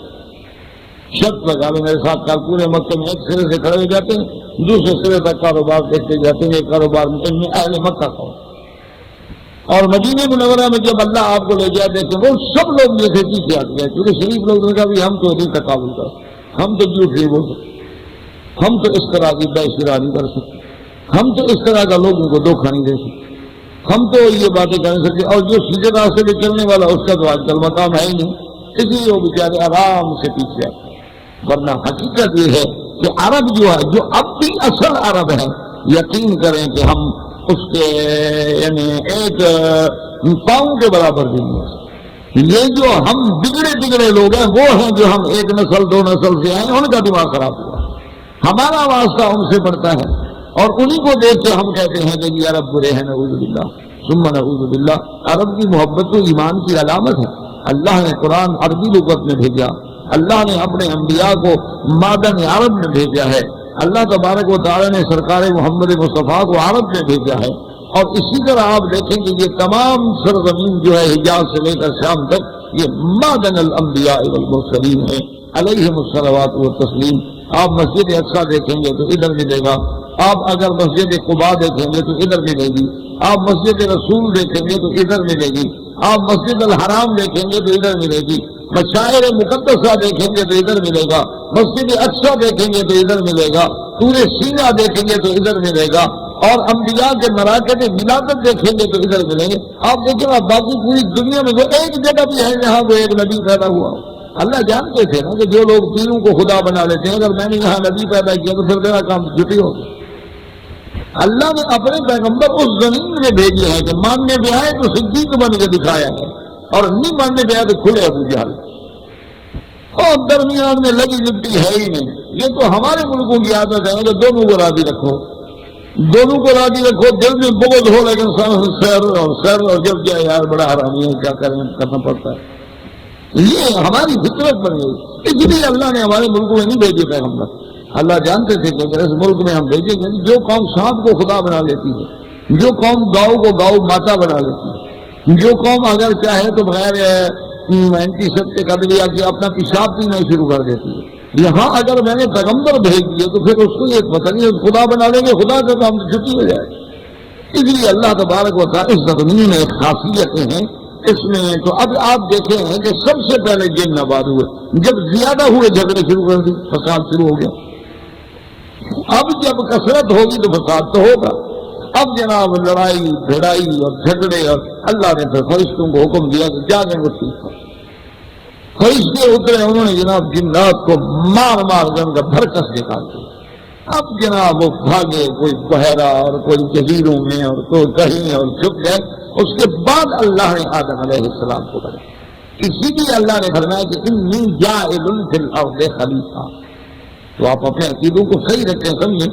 بعض لوگ سمجھتے ہیں کہ آدم علیہ السلام اللہ کا خلیفہ ہے، یہ ایک بڑی مشہور بات ہے جس کو ہر آدمی اپنی زبان سے، جی آدم علیہ السلام، جی اللہ نے خلیفہ بنا کے بھیجا، اللہ کا بھیجا ہوا خلیفہ۔ وہ بھی اللہ کا بھی کوئی خلیفہ ہو سکتا ہے؟ خلیفہ تو اس کو کہتے ہیں جو بعد میں آنے والا ہو، خدا چلا گیا آدم بعد میں آیا، ایسے خلیفہ ہے۔ اللہ کے بندے، اللہ کی ذات تو سب کے خلیفہ ہو سکتی ہے کہ انت صاحب فی السفر والخلیفۃ فی الارض، کیونکہ اول بھی اللہ کی ذات ہے اور آخر بھی اللہ کی ذات ہے۔ یہ تو نہیں کہ نعوذ باللہ اللہ پاک چلے گئے تو ان کے بعد جو ہے وہ خلیفہ ہو۔ معنی یہ ہے خلیفہ کا کہ ایک تو یہ ہے کہ پہلی جو قومیں ہم نے دنیا میں آباد کی تھی، ان کے بعد کیونکہ آپ کو ہم بھیج رہے ہیں تو آپ خلیفہ ہیں، ان کے بعد جانے والے ہیں۔ اور دوسرا معنی اس کا یہ ہے کہ پھر تمہاری اولاد میں آگے قیامت تک ہم جو نسل رکھیں گے وہ تمہاری اولاد کی ہوگی، جعلناکم خلائف فی الارض، پھر وہ ایک دوسرے کے خلیفہ بنتے چل جائیں گے، ایک آئے گا پھر دوسرا، جیسے رات اور دن جو ہے ایک دوسرے کے خلیفہ ہیں۔ والذی جعل اللیل والنہار خلفۃ، کہ دن اور رات کو اللہ نے خلیفہ بنایا۔ کیا بنا؟ دن گیا رات آ گئی، رات گئی دن آ گیا، تو خلیفہ کا معنی یہی ہوتا ہے۔ تو اللہ تبارک و تعالی نے آدم علیہ السلام کو بنا کے بھیجا۔ تو اب جناب یہ سمجھیں کہ باقی رہ گئی دو مخلوق، جن اور انسان۔ تو اب جنوں میں تو افضل انسان ہے، تو اب اللہ نے جو نبی بھیجنے ہیں تو کس سے بھیجے؟ فرشتوں کو تو بھیجنے کی ضرورت نہیں۔ اچھا جنات جو ہیں وہ اتنی اعلیٰ نسب والی قوم نہیں، تو اب باقی قوم کون سی بچی؟ صرف آدم علیہ السلام اور ولد آدم، اللہ نے اسی سے زمین کو آباد کیا۔ اچھا خدا کی شان دیکھیں کہ آدم علیہ السلام سے لے کر تقریباً 10 صدیوں تک کوئی جھگڑا نہیں تھا، کوئی اختلاف حضرت آدم علیہ السلام۔ اچھا اسی طرح خدا کی شان ابھی آپ دیکھ لیں کہ اب آپ 1423 میں جا رہے ہیں اللہ کی رحمت سے. سرکار دو عالم صلی اللہ علیہ وسلم کے زمانے مبارک سے لے کر یعنی آپ یوں سمجھیں کہ پوری یعنی 10 صدیاں جو ہیں اس میں کوئی اختلاف، کوئی جھگڑا نہیں، کوئی سر پٹمپل نہیں، کوئی لڑائی نہیں، کوئی 4 مسجدیں نہیں بنی. کسی مسئلے پہ جھگڑا آپ مجھے ایک کتاب دکھا دیں کسی یعنی 10ویں صدی تک ایک کتاب مجھے دکھا دیں آپ جس میں کوئی جھگڑا ہو. کہ جیسے آج کل جھگڑے ہیں، فاتحہ پہ جھگڑا، امین پہ جھگڑا، رفعتین پہ جھگڑا، اور جناب ہاتھ باندھنے پہ جھگڑا، اور غسل پہ جھگڑا، وطر پہ جھگڑا، تراویح پہ جھگڑا. اللہ پاک رحمت فرمائے، اللہ سب کو اتفاق اتحاد کی دولت سے مالا مال فرمائے. یعنی آپ حیران ہوں گے کہ آخر سرکار دو عالم کے بعد خیر القرون کا زمانہ ہے، صحابہ، تابعین، تبع تابعین، پھر مجتہدین، محدثین، یہ سارے جھگڑے تو آئے نہیں، مسئلہ موجود رہا اختلاف کا. بعض صحابہ اس کے قائل تھے، بعض اس کے قائل تھے، جھگڑا کوئی لڑائی نہیں، کوئی جھگڑا نہیں، کوئی مسئلہ نہیں. اب جیسے دیکھیں کہ حتیٰ کہ سرکار دو عالم صلی اللہ علیہ وسلم کی معراج کا مسئلہ ہے، بعض صحابہ کہتے ہیں حضور پاک نے اللہ کی زیارت فرمائی ہے، بعض صحابہ کہتے ہیں اللہ کو نہیں دیکھا آپ نے. اختلاف تو موجود ہے، مسائل مسئلہ دونوں طرف صحابہ میں موجود ہے، لیکن کسی نے ایک دوسرے کے خلاف کتاب لکھی ہو، فتویٰ دیا ہو، اور کسی نے کہا کہ نہیں جناب یہ نہیں مانتا ہے، وہ تو بالکل حضور کی شان کی کمی کر رہا ہے. تو ایسے سارے جھگڑے جو ہیں یہ بعد میں پیدا ہوئے، اور یہ اللہ کی شان ہے کہ آدم علیہ السلام کے بعد بھی 10 صدی کا کوئی جھگڑا نہیں. 10 صدی کے بعد جناب اب جھگڑے شروع ہوئے، اختلافات شروع ہوئے، باتیں شروع ہوئی، قتل شروع ہوئے، فساد شروع ہوئے.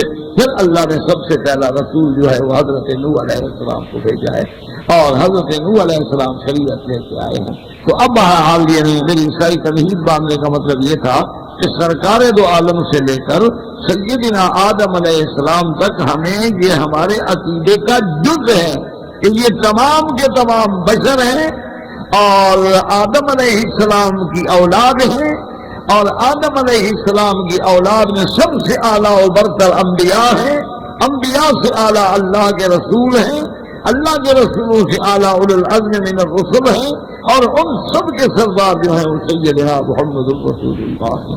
کہ جب ہم کلمہ پڑھیں گے لا الہ الا اللہ محمد الرسول اللہ، اگر 1 منٹ کے لیے بھی ہمارے دماغ میں یہ خیال آ جائے کہ محمد الرسول اللہ شاید بشر نہیں نور ہے، تو اب کشتی کا ایمان تمہارا ختم ہو گیا. ہم تو شک میں پڑ گئے، تو ایمان تو یقین کا نام ہے، تو ہمارا تو اسی وقت ایمان ختم ہو گیا. لوگ تو اس کو معمولی سی بات سمجھتے ہیں.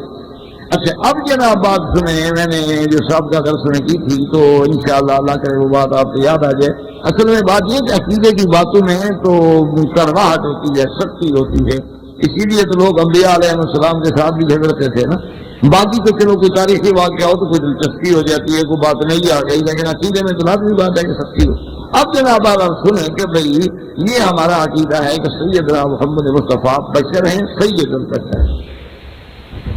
اب جناب یہ سمجھیں، ٹھنڈے دل سے آپ غور کریں کہ چلو اگر خدا نہ کرے کوئی آدمی حضور صلی اللہ علیہ وسلم کی بشریت کا انکار کرے، وہ یہ عقیدہ رکھے کہ نہیں جناب حضور بشر نہیں، کیا ہے نور.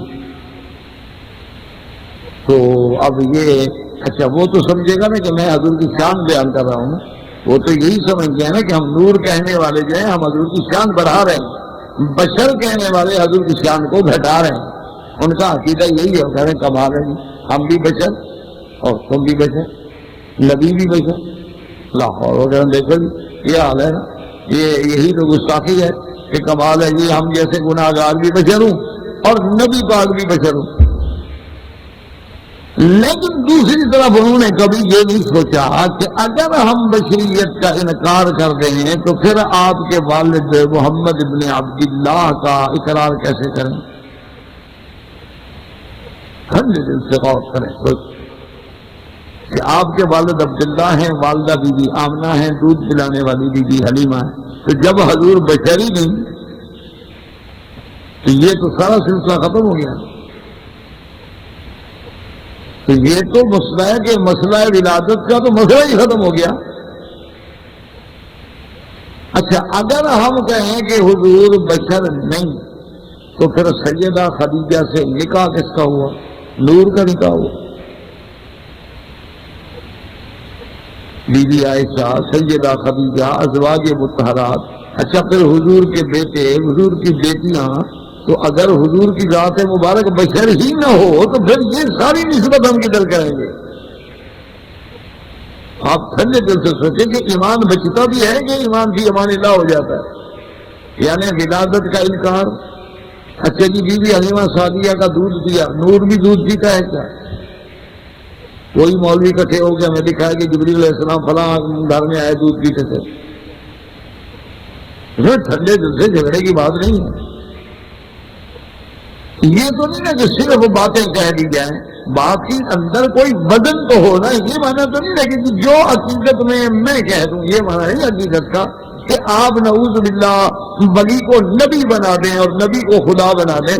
یا یہ بھی تو پھر ایک محبت کا رنگ ہے نا، جو کہتے ہیں جی جو درجہ روافض کہتے ہیں کہ درجہ ولایت جو ہے نا، جو درجہ امامت جو ہے تو نبوت سے بھی بڑھ کر ہے. وہ کہتے ہیں کہ حضرت علی تو امام ہے اور درجہ امامت جو ہے وہ نبی سے بھی بڑھ کر ہے. اب یہ تو مانا نہ ہوا کہ جو جس کی مرضی آئے جو آئے وہ کہتا چلا جائے. تو اگر ہم حضور کی بشریت کا انکار کریں گے، یاد رکھو، تو ولادت کا انکار ہوگا، رضاعت کا انکار ہوگا، حضور صلی اللہ علیہ وسلم کے بچپن کے سارے واقعات کا انکار ہوگا، حضور کا شباب، حضور کے نکاح، حضور کی شادی مبارک، حضور کی اولاد، حضور کی بنات، حضور کے ازواج مطہرات، اس ساری شریعت کا ہم انکار کرتے ہیں. یہی تعریف ہے. باقی یہ کہنا جی کہ چونکہ ہم بھی بشر اور حضور بھی بشر، یہ تو کوئی بات نہیں ہوتی. دیکھو نا اللہ کی شان ہے. ایک پتھر ہے جو مسجد میں لگا ہے، ایک پتھر ہے جو سڑک پہ لگا ہے، اور ایک پتھر ہے جو کعبے میں لگا ہے، تو وہ بھی پتھر. اب جنس کا انکار نہیں کر سکتے. جیسے کہ کسی شاعر نے کہا تھا کہ اللہ کے نبی ہیں تو بشر، جیسے یاقوت ہے تو پتھر، جتنے وہ جوہرات ہیں کیا پتھر ہیں. لیکن جناب اب ایک یاقوت جو ہے وہ تو، بلکہ ایک لطیفہ ہے، ہمارے وہ ایک دوست ہیں اپنا تو منصور صاحب، بہت ماشاءاللہ، تو ان کا اصل کاروبار جو تھا نا جی وہ یہ ہے بے پتھروں کا. اس میں انہوں نے باقاعدہ ڈگری حاصل کی، ڈپلومے حاصل کیے، اور حکومت پاکستان کے جو اس قسم کے محکمے ہوتے ہیں اس میں رہے کافی عرصہ. اس کے بعد انہوں نے بہت بڑا ان کا بزنس ہے ماشاءاللہ. تو اب اللہ کی شان یہ ہے کہ وہ پہلے تو ہیرے کے ہیرے، میں نے اس کو ہمیشہ کہا، تو اب ہمارے ایک بہت بڑے عالم ہیں حضرت شیخ ظفر علی خان رحمۃ اللہ صلی اللہ اس میں کراچی میں، تو اب ان کے وہ یعنی شاگرد بھی ہیں اور ساتھی بھی ہیں. تو میں نے اس سے کہا، میں نے کہا حضرت یہ آدمی پتھروں میں سے ہیرا ڈھونڈ نکالتا تھا، اسی طرح انسانوں میں بھی اس نے ایک ہیرا ڈھونڈ لیا. آپ کی صحبت حاصل ہو گئی اس کو. اب وہ خود بھی عالم ہے ماشاءاللہ. اب یعنی وہ خود بھی عالم ہے ماشاءاللہ، اور بڑا سنجیدہ سمجھدار عالم، ذہین عالم. کیونکہ استاد جو اچھے ملے، جب استاد اچھے ملیں گے تو شاگرد تو پھر موتی پیدا ہوں گے. تو اس سے ایسے بات ہو رہی تھی. ہم نے کہا کہ دیکھیں قرآن میں تو ہیرے کا ذکر ہے نہیں، الماس کا تو کہیں ذکر نہیں آیا قرآن میں. کأنہن الیاقوت والمرجان، البتہ یاقوت و مرجان کا ذکر آیا ہے، اور اسی طرح لؤلؤ کا ذکر آیا ہے. تو لیکن اب آپ کے ہاں قیمتی تو یار وہ الماس ہوتا ہے، اور قرآن نے یاقوت کا ذکر کیا ہے. عجیب بات ہے کہ بڑی قیمتی چیز تھی، اس کا تو ذکر ہی نہیں آیا قرآن پاک میں. تو انہوں نے کہا نہیں وکیل صاحب، جو کہ آپ ان کو نہیں سمجھتے ہیں، ہمارے ہاں ایک مثال ہے کہ یاقوت کی دلالیوں میں ہیرے ملتے ہیں. انہوں نے کہا کہ ہیرا تو کچھ بھی نہیں ہوتا یاقوت کے سامنے. انہوں نے کہا کہ یاقوت کی دلالیوں میں ہیرے مل جاتے ہیں. تو انہوں نے کہا ہیرا کچھ نہیں ہے، جس چیز کا اللہ نے قرآن میں نام لیا اس میں حکمت ہے. اس لیے علماء نے فرمایا ہے کہ یاقوت بھی پتھر ہے لیکن لیسا کالحجر. یہ تو نہیں کہ اس کو عام پتھر کے برابر سمجھو گے. اچھا جیسے ہم بھی سنتے ہیں خدا بھی سنتا ہے، لہٰذا برابر ہو گئے خدا ہو گئے. بھئی بندہ بھی تو سمیع ہے نا. اللہ نے خود قرآن میں فرمایا ہے کہ میں نے انسان کو جعلناہ سمیعا بصیرا. اللہ نے فرمایا ہم نے انسان کو سننے والا اور دیکھنے والا بنایا. تو اب سمیع اور بصیر اللہ کی بھی صفت ہے. تو اب کہیں گے جی سمیع اور بصیر نہ کہو، کیوں؟ مطلب خدا بن جائے گا. اسی میں تو وہ دھوکے لگے جن لوگوں نے پھر وحدت الوجود کے چکر میں آ گئے کہ انہوں نے کہا کہ جناب اصل میں کیا جھگڑے کرتے ہیں یہ جو کون؟ انہوں نے کہا جی بس آپ خود ہیں جناب، خدا انہوں نے کہا جی ہر چیز میں خدا ہے، بس انہوں نے کہا گردن جھکائی تھے، دل کے آئینے میں ہے تصویر یار، جب ذرا گردن جھکائی دیکھ لی تو اللہ کو بس دل میں بٹھا رکھا ہے، جب چاہتے ہیں اس کو دیکھ لیتے ہیں۔ بھائی اللہ کے بندے کو عقل کی بات کریں، کچھ سوچیں کہ ہم کہہ کیا رہے ہیں۔ تو اس لیے ہمیشہ یاد رکھیں کہ اگر انکار بشریت کرو گے، سب سے پہلے تو اللہ کے قرآن کا انکار ہو گیا، اور قرآن کا انکار کفر ہے کہ قل انما انا بشر مثلکم یوحی الی، اللہ نے فرمایا میرا مدنی محمد مصطفیٰ اعلان کر دیں، کہہ دیجیے انما انا بشر، اور انما حسر کے لیے ہے، اور اس کے بعد فرماتے ہیں انا بشر، میں بشر ہوں۔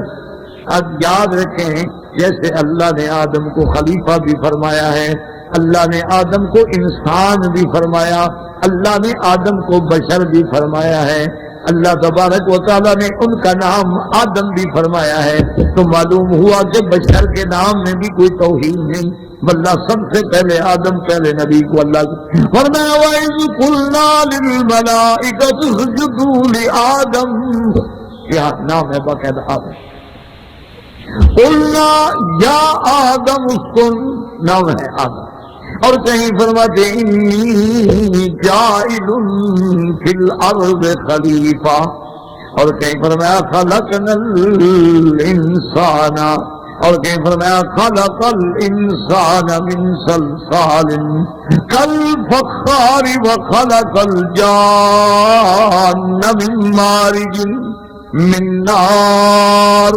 اسی طرح اللہ تبارک و تعالی انی خالق بشرا، تو آپ کا نام بشر بھی آیا، خلیفہ بھی آیا، آدم بھی آیا، انسان بھی آیا، لہذا اگر نعوذ باللہ اس میں کوئی لفظ اہانت کا ہوتا اللہ اپنے پیغمبروں کی شان بیان کر دے، اس لیے یہاں کلمہ یاد رکھیں انما انا بشر، یہاں انما کا کلمہ ہوگا وہاں حسر کا فائدہ ہوگا، یعنی چیز جو ہے بالکل محفور ہو کے پکی ہو گئی۔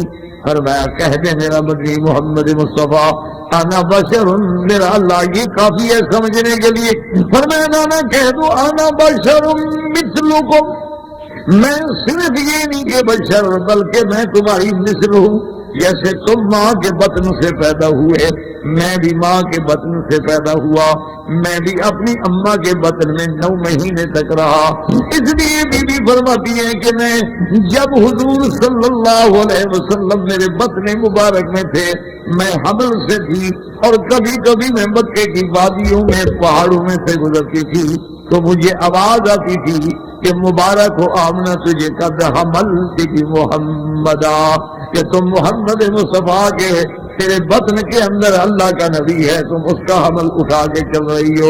فرماتی ہے میں حیران ہوتی کہ کہاں سے آواز آتی ہے، لیکن مجھے کوئی نظر نہیں آتا تھا۔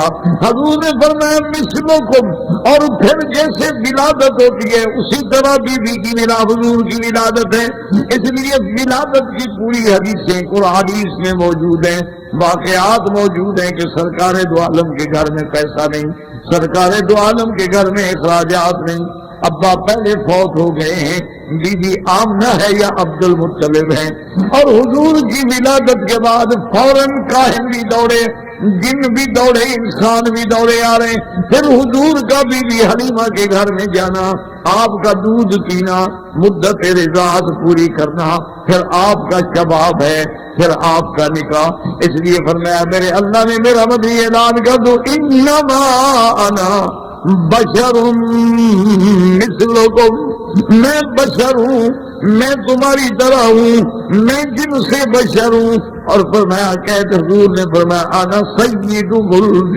آدم، میں آدم کی اولاد ہوں، لیکن اللہ نے مجھے آدم کی اولاد میں سردار بنایا ہے، تمام مخلوقات میں اللہ نے سب سے مجھے زیادہ شان بخشی ہے، سارا اعلان۔ اور حضور نے فرمایا انما انا بشر، جیسے اللہ نے فرمایا قل انما انا بشر مثلکم، اس لیے حضور نے بھی اسی کلمے کو استعمال کیا، فرمایا انما انا بشر، لوگوں سن لو کہ میں بشر ہوں، انسان ہوں، انسا میں بھی بھول جاتا ہوں جیسے تم بھول جاتی ہو، مجھے بھی غصہ آتا ہے جیسے تمہیں غصہ آتا ہے، تو اس لیے خیال رکھا کرو چونکہ میں بھی انسان ہوں، میں بھی بشر ہوں، میں بھی سید ولد آدم ہوں، اور میں آمنہ کا لال ہوں، میں عبداللہ کا بیٹا ہوں، میں عبد المطلب کا پوتا ہوں، میں ابی طالب کا بھتیجا ہوں، میں سیدہ خدیجہ کا شوہر ہوں۔ اللہ نے یہ سارے مقام میرے نبی کو دیے تھے تاکہ قیامت تک حضور کا ہر عمل ہمارے لیے نمونہ بن سکے۔ اگر ہم نے ایک بیٹی کے باپ کا عمل دیکھنا ہے تو پھر فاطمہ کے ابے کی جھلک دیکھو، اگر ہم نے ایک شوہر کا کردار دیکھنا ہے پھر خدیجہ کے شوہر کا کردار دیکھو، عائشہ کے شوہر کا کردار دیکھو، ایک فوجی نے سپاہ سالار کا کردار دیکھنا ہے، جنگ بدر اور احد میں میرے مدی کا کردار دیکھو، ایک آدمی نے مہاجر بن کے زندگی گزارنی ہے، حضور کی مکے سے مدینے تک ہجرت کا کردار دیکھو، اور ایک آدمی نے اگر فقر و فاقہ کی زندگی گزارنی ہے تو میرے مدی کے پیٹ پہ پتھر باندھے ہوئے دیکھو۔ حضور کی زندگی تو نمونہ ہے۔ اگر ہم نے بشریت کا انکار کر دیا تو سارا دین ختم ہو گیا، سارا دین ختم ہو گیا، اسلام ختم ہو گیا، عقیدہ ختم ہو گیا۔ یہ کون سی محبت ہے؟ اچھا بعض جاہل بتائیں کہتے کہ اس کا جواب کیا دیتے کہ قل انما انا بشر مثلکم یوحا الیہ، کہتی ہیں جی وہ ایک ان کا تھا اللہ پاک رحمت فرمائے بہت بڑا محرف قرآن بدعتی اور مشرک آخر حد کا، کہتے ہیں جی کہ اللہ فرمائے قل انما انا، قل مدنی جے تو کہنا ہے تے کہہ دے میں تے تینوں بشر نہیں کہندا۔ کیا مانے تم کہتے ہو تو کہہ دو میں بشر ہوں، میں نہیں کہتا تم بشر۔ وہ کہتا ہے یہاں لفظ ہے نا قل کا معنی بھی یہ ہوتا ہے کہ جو آپ کہتے ہیں جو کہہ دو کہ میں بشر ہوں، میں تو خدا تو آپ کو بشر نہیں کہتا۔ وہ کہتا ہے جی اس کا ترجمہ بھی یہ ہے۔ میں نے کہا پھر اس کا ترجمہ کیا ہوگا؟ قل هو اللہ احد، یہاں کیا کہو گے کہ تم کہہ دو اللہ ایک ہے تو کہہ دو میں نہیں کہتا کہ میں ایک ہوں۔ یہ حل کرو۔ تو اس طرح اللہ کے قرآن کو اگر بگاڑا جائے اور تحریف کی جائے، اسی کا نام تو تحریف ہے کہ تحریف لفظ میں ہو یا تحریف معنی میں ہو۔ اللہ تبارک و تعالیٰ بات فرمائے۔ اور یہ حقیقت میں یاد رکھنا میری بات انشاءاللہ اگر کبھی اللہ آپ کو توفیق دے، یہ جتنے اہل بدعت میں اور جتنے ہمارے یعنی ان حضرات کے عقائد میں جتنا یہ مسائل آئے ہیں نا، بشریت کا انکار ہے مثلا، اور انبیاء کے نور ہونے کا عقیدہ ہے مثلا، انبیاء کے ہر جگہ حاضر ناظر ہونے کا مسئلہ ہے، انبیاء کے عالم الغیب، یہ سارے مسئلے شیعہ سے ہیں۔ سارے مسائل کی اصل جڑ جو ہے نا وہ شیعہ۔ اللہ ہدایت دے تو تم کیا کرو۔ سب سے پہلے اب بھی دنیا میں لوگ موجود ہیں جو حضرت علی کے خدا ہونے کے قائل ہیں، وہ کہتے ہیں حضرت علی خدا ہے، مسائل اب بھی کہہ رہے ہیں خدا سمجھتے ہیں حضرت علی۔ تو انہوں نے کہا کہ یار حضرت علی اگر خدا ہو سکتا ہے تو پھر محمد مصطفیٰ بھی تو ہو سکتا۔ بات تو یہیں سے آتی ہے۔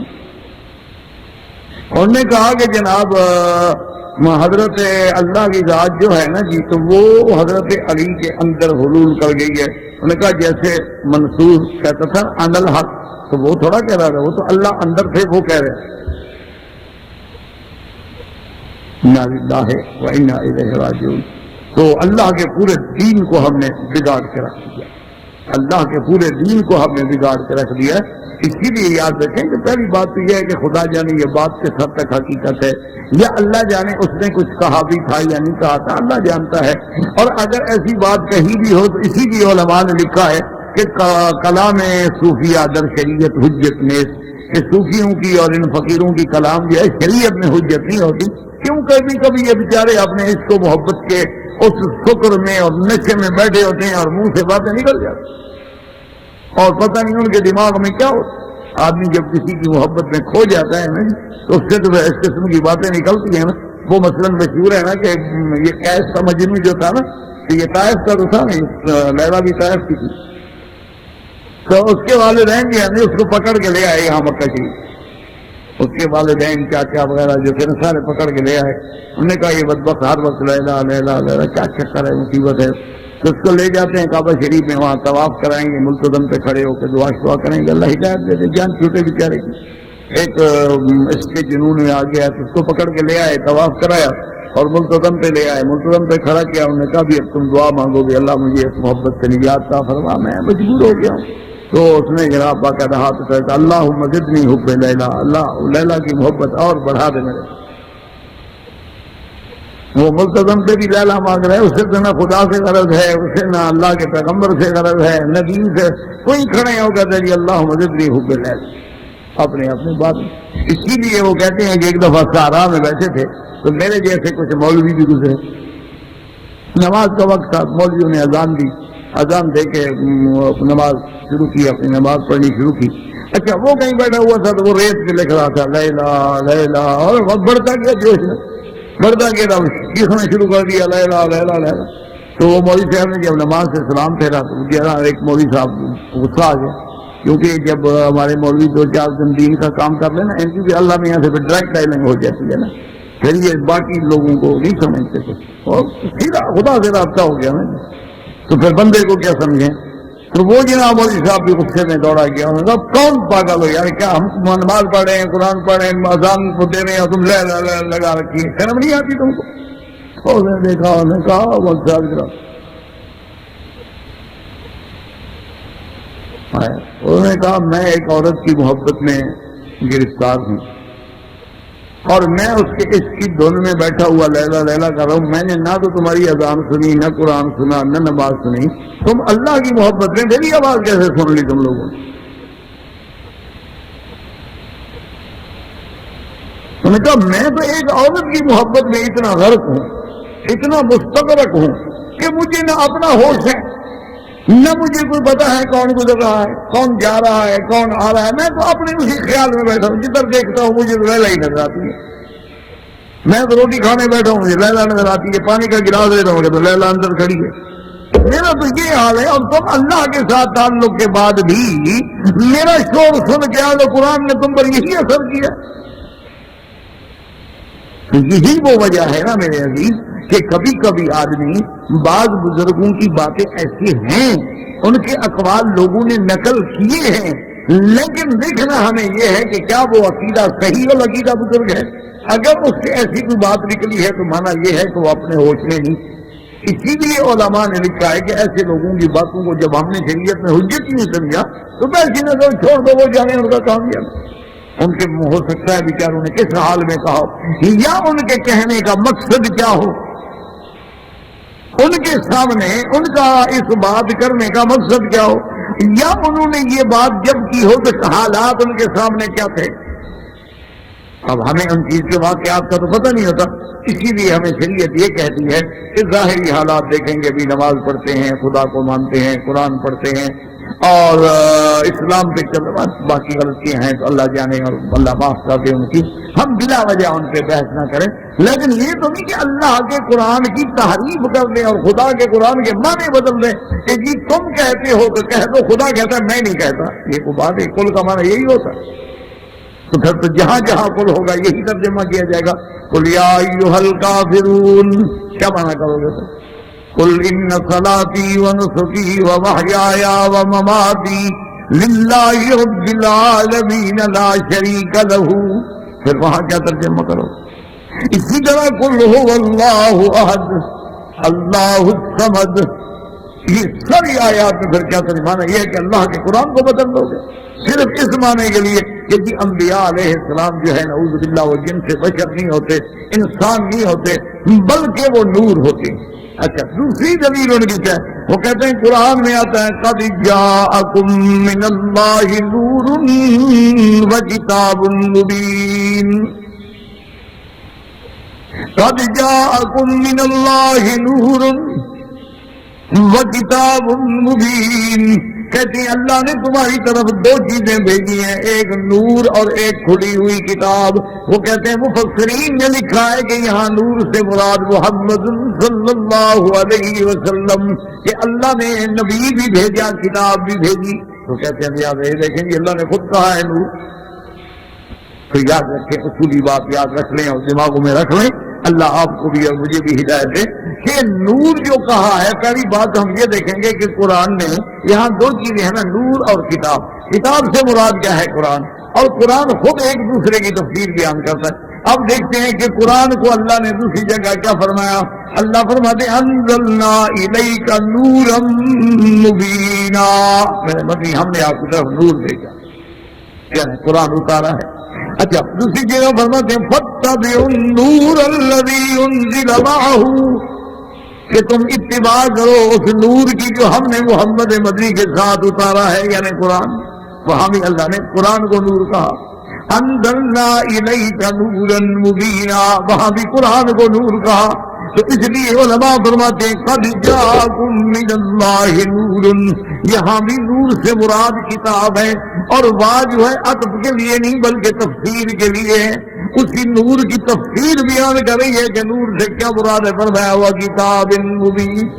تو اس لیے یاد رکھیں، ایک تو علماء نے یہ جواب دیا اور دوسرے علماء نے کہا کہ نہیں، یہ بات نہیں ہے، اگر یہ ہو بھی تو ٹھیک ہے، اگر لفظ نور بھی کہا جائے تو اس کا معنی جن سے نور تو نہیں ہوتا۔ اچھا، قرآن کے نور ہونے میں کوئی شبہ ہے؟ اللہ نے قرآن کو نور کہا ہے کہ نہیں؟ تو کیا آپ اس کو اندھیرے میں پڑھ لیں گے؟ تو نور کا کیا معنی ہوا؟ بھئی اگر قرآن نور ہے تو پھر اس کے لیے بتی جلانے کی ہمیں کیا ضرورت؟ اور اللہ نے قرآن میں ایک جگہ نہیں کئی جگہ فرمایا ہے کہ قرآن نور ہے۔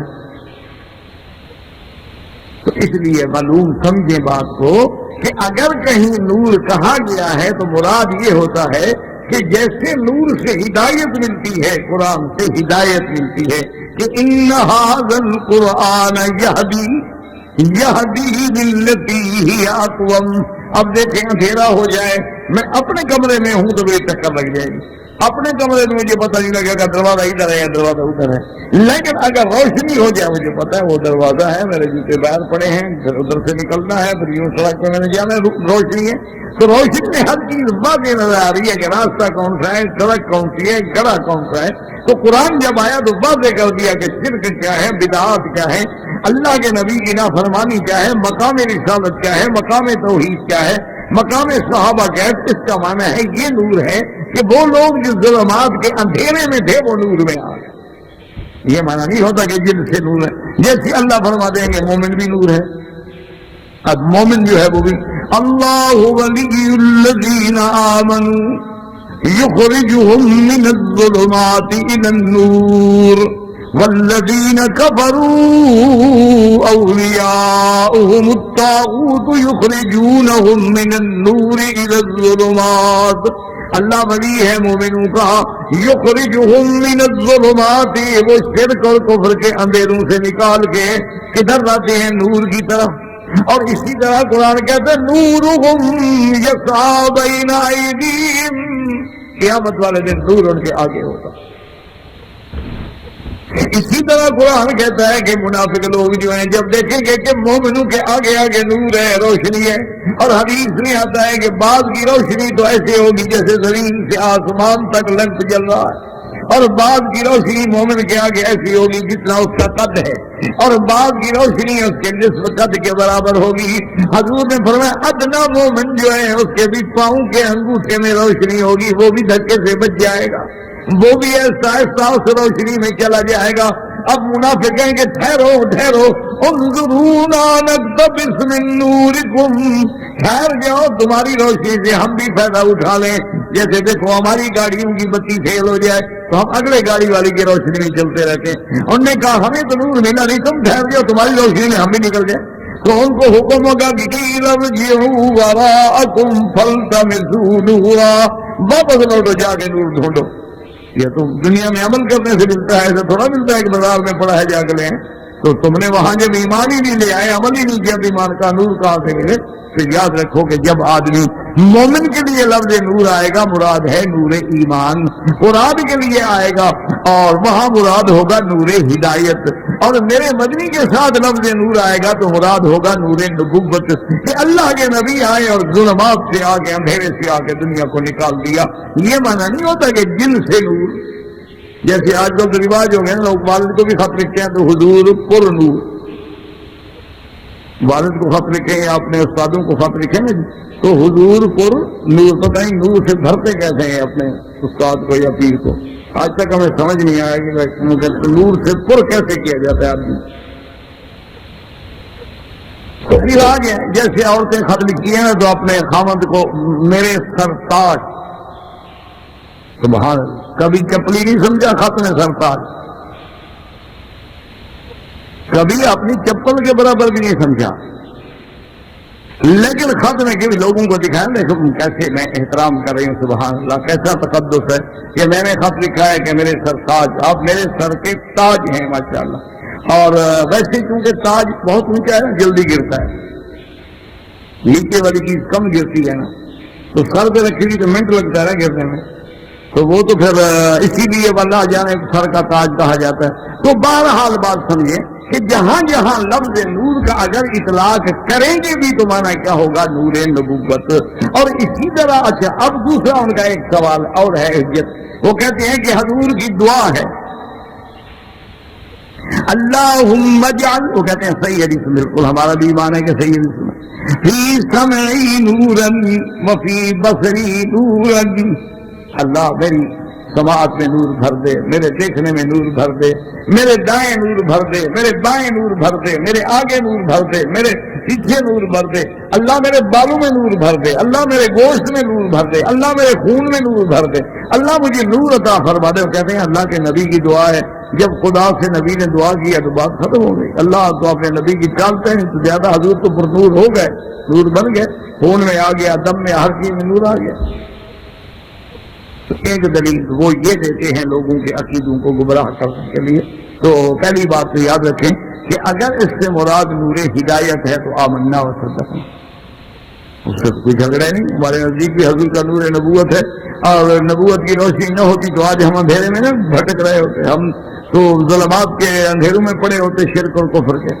اگر جن سے نور مراد ہے تو اب یعنی دعا کے بعد حضور نور بنے ہیں، پہلے نہیں تھے. پہلے تو ہم یہ فیصلہ کریں گے کہ یعنی پہلے نور نہیں تھے، تو پہلے کیا تھے؟ یہی تو مصیبت ہوتی ہے نا کہ جاہلانہ عقیدہ تو بنا لیا جاتا ہے لیکن آگا پیچھا سوچتے نہیں. جیسے وہ دیکھیں نا آپ نے کئی دفعہ ایسی مجالس ہوتی ہیں کہ مجلس پڑھ رہے ہیں صلاۃ اسلام پڑھ رہے ہیں، لیکن ایک خاص مقام جب آتا ہے کہ سب کھڑے ہو جاؤ، کھڑے کیوں؟ ہمیں حضور آ گئے. اچھا اب یعنی پہلے نہیں تھے اب آ گئے، تو پہلے کہاں تھے؟ ٹھنڈے دل سے بھی آج ہو گئے. اچھا یہ محفلیں ہو رہی ہیں پوری کائنات میں کم از کم 10 کروڑ، تو کیا ہر محفل میں آ گئے یا صرف تمہاری محفل میں آ گئے؟ آدمی کو سوچنا چاہیے کہ کیا یعنی حضور پاک جو آ گئے، اللہ معاف کرے، یعنی آپ حیران ہوں گے ایسے ایسے حرکات کرتے ہیں. پیر صاحب سے میرے خیال میں فوت ہو گئے. اچھا وہ جناب سڑک پہ جاتے جاتے کئی دفعہ کے واقعات ہیں اور لوگ اس کے گواہ ہیں، یعنی سڑک پہ جاتے ہوئے وہ جناب جلدی جلدی گاڑیوں کو بھی اور گاڑی روک کے چھلانگ لگا کے جناب بھاگتے تھے کہا اور گاڑی سڑک سے کم از کم 3-4 کلے دور جا کے ہاتھ باندھ کے بالکل ایسے دوزانوں کھڑے ہو جاتے اور گھنٹہ کھڑے ہیں اور جناب اس کے بعد واپس آ رہے ہیں تو آنسو ہیں اور مرید سارے حیران چوم رہے ہیں. حضرت نے کہا سرکار دو عالم کی سواری گزر رہی تھی تو میں ملنے گیا تھا ابھی. اللہ کا فرمان انا للہ و انا الیہ راجعون. جب اس طرح لوگوں کو، اچھا لوگ تو بیچارے پاگل ہو جاتے ہیں کہ جناب ہمارا مرشد اتنے مقام پہ پہنچا ہوا ہے کہ حضور پاک جب گزرتے ہیں اس کو پتہ لگ جاتا ہے اور فوراً جا کے مل بھی آتا ہے، ملاقات بھی. اور جو آدمی تازہ حضور کو مل گیا ہے اس کو پھر کون نہیں چوبے گا، اس کو کون نہیں چوبے گا؟ کس طرح ہم لوگوں کو نعوذ باللہ. تو ہمیشہ یاد رکھیں کہ پہلی بات تو یہ یاد رکھو کہ دعا اس چیز کی مانگی جاتی ہے جو حاصل نہ ہو. اگر ایک چیز حاصل ہو تو پھر دعا مانگی جائے تو اس کو کہتے ہیں تحصیل حاصل. اور یہ تو ناجائز ہے کہ چیز پہلے موجود ہے پھر مانگنے کا کیا مطلب؟ اسی لیے حضور پاک نے جب مدینے کے لیے دعا کی تو کہا کہ میرا اللہ ان ابراہیم الخلیل، تیرے خلیل نے دعا مانگی تھی مکے کے لیے اور میں دعا مانگتا ہوں مدینے کے لیے. میرا اللہ تو نے اپنے اس خلیل کی دعا بھی تو منظور فرمائی ہے، تو اپنے حبیب کی دعا بھی منظور فرما لے کہ میں بھی مدینہ منورہ کو ما بین لابتیا حرم قرار دیتا ہوں، اور اللہ تبارک و تعالیٰ اس میں محبت پیدا کر دے، جیسے تو نے لوگوں کے دلوں کو مکے کی طرف کھینچ دیا ہے نا، اللہ تبارک و تعالیٰ حبب الینا المدینہ کما حببت الینا مکہ او اشد منها، اور اللہ اس کے مد میں برکت عطا فرما، اس کے سا میں برکت عطا فرما، اور اس میں برکت بھی مکے والی برکت سے بھی دگنی عطا فرما۔ تو اب حضور دعا مانگ رہے ہیں، یعنی مکے کے لیے تو آپ نے دعا نہیں مانگی ہے، اس کے لیے تو خلیل نے مانگ لی، وہ تو مانگی جا چکی، آپ قبول بھی کر چکے، لہٰذا میں مکے کے لیے کیوں مانگوں؟ مکے کے لیے تو ضرورت ہی ہے کہ پہلے دعا ہو چکی ہے۔ تو اس کا معنی یہی ہوا کہ حضور بشر ہیں، سید البشر ہیں، ابن عبداللہ ہیں، ابن عبد المطلب ہیں، اسی لیے حضور نے بڑے فخر سے فرمایا انا ابن عبد المطلب انا النبی لا کذب، فرمایا کہ میں سچا نبی ہوں، میں جھوٹ نہیں کہتا، اور پھر میں یہ نہیں کہ عام خاندان کا آدمی، انا ابن عبد المطلب، میں عبد المطلب سردار مکہ کا بیٹا ہوں۔ کافروں کے مقابلے میں جب حضور صلی اللہ علیہ وسلم آئے تو حضور صلی اللہ علیہ وسلم کے لیے دعا کی ہے کہ اللہم اجعلنی نورا، معنی یہ ہے کہ وہ نور ہدایت، وہ نور نبوت، وہ نور رسالت، وہ نور ایمان کہ ہمارے آگے پیچھے دائیں بائیں، یعنی گویا کہ ہر چیز جو ہے ہمارے لیے ایسی منور ہو جائے کہ کسی چیز میں ہمیں غلطی نہ رہے، کسی چیز میں ہمیں اور میری امت کو ٹھوکر نہ کھانی پڑے۔ مانا یہ نہیں ہوتا کہ اس سے مراد جن سے نور بن جائے، اگر جن سے نور والی بات ہم مان لیں گے تو پھر تو مانا یہ ہے نعوذ باللہ یہ سارے مسائل ہی ختم ہو گئے۔ اچھا بعض لوگ کہتے ہیں کہ جی بشر تو ہیں لیکن کہنا نہیں چاہیے۔ ایک اور بھی مسئلہ ہے نا ان کا، ہماری برادری جو ہے نا وہ گھر میں بیٹھ بیٹھ کے مسئلے بناتی رہتی ہے نا، اور جیسے وہ ایک مولوی تھا مر گیا وہ، اس سے کسی نے کہا جناب ہمیں مولوی نے وہابیوں نے بڑا تنگ کر دیا، اور کہیں کوئی 11ویں شریف کے بارے میں کوئی حدیث کوئی دستور آنا، یعنی کوئی حدیث بتا دیتے ہمیں کہ 11ویں شریف کرنا جائز ہے، یہ بابی ہمیں رات دن عذاب میں دیے ہوئے۔ میں کہا چھٹ پر آتے وقوف آ، میں تمہیں قرآن سنانا 11ویں کے بارے تو حدیث کیا پوچھنا ہے؟ میں کہا تم حدیث کی دلیل مانگتے ہو، میں تمہیں قرآن سے اس کا کہا جی قرآن کے سب سے گل ہے، ان کا احدا عشرہ کا اکابن، احدا عشرہ، ان کا کتنا ہوتا ہے؟ میں کہا 11واں، نے کہا نہ تکبیر 11ویں صاحب۔ آگے لوگ بیٹھے ہوتے ہیں جہل کریں، سبحان اللہ سبحان حضرت جناب سبحان اللہ، ایسا نقطہ آج تک کسی نے بیان، کون بیان کرے ایسا جہل کو گزرا نہیں کہ ایسا نقطہ بیان کرے قرآن میں کہ واقعہ ہو یوسف علیہ السلام کے بھائیوں کا، چونکہ لفظ احدا عشر ہے تو 11ویں ثابت ہو گئی۔ کہ احدا عشر کا معنی کیا ہوتا ہے؟ نے کہا جی 11، نے کہا بس 11 تو پھر 11ویں، یہ کوئی بات ہے؟ تو اسی لیے وہ ایک دفعہ حافظ اللہ وسائع مرحوم سے بڑے خطیب تھے، تو ایک شیعہ نے کہا کہ وَإِنَّ مِن شِيَّتِهِ لَإِبْرَاهِيمَ، ہمیں کہا قرآن کہتا ہے کہ ابراہیم بھی شیعہ میں سے تھے۔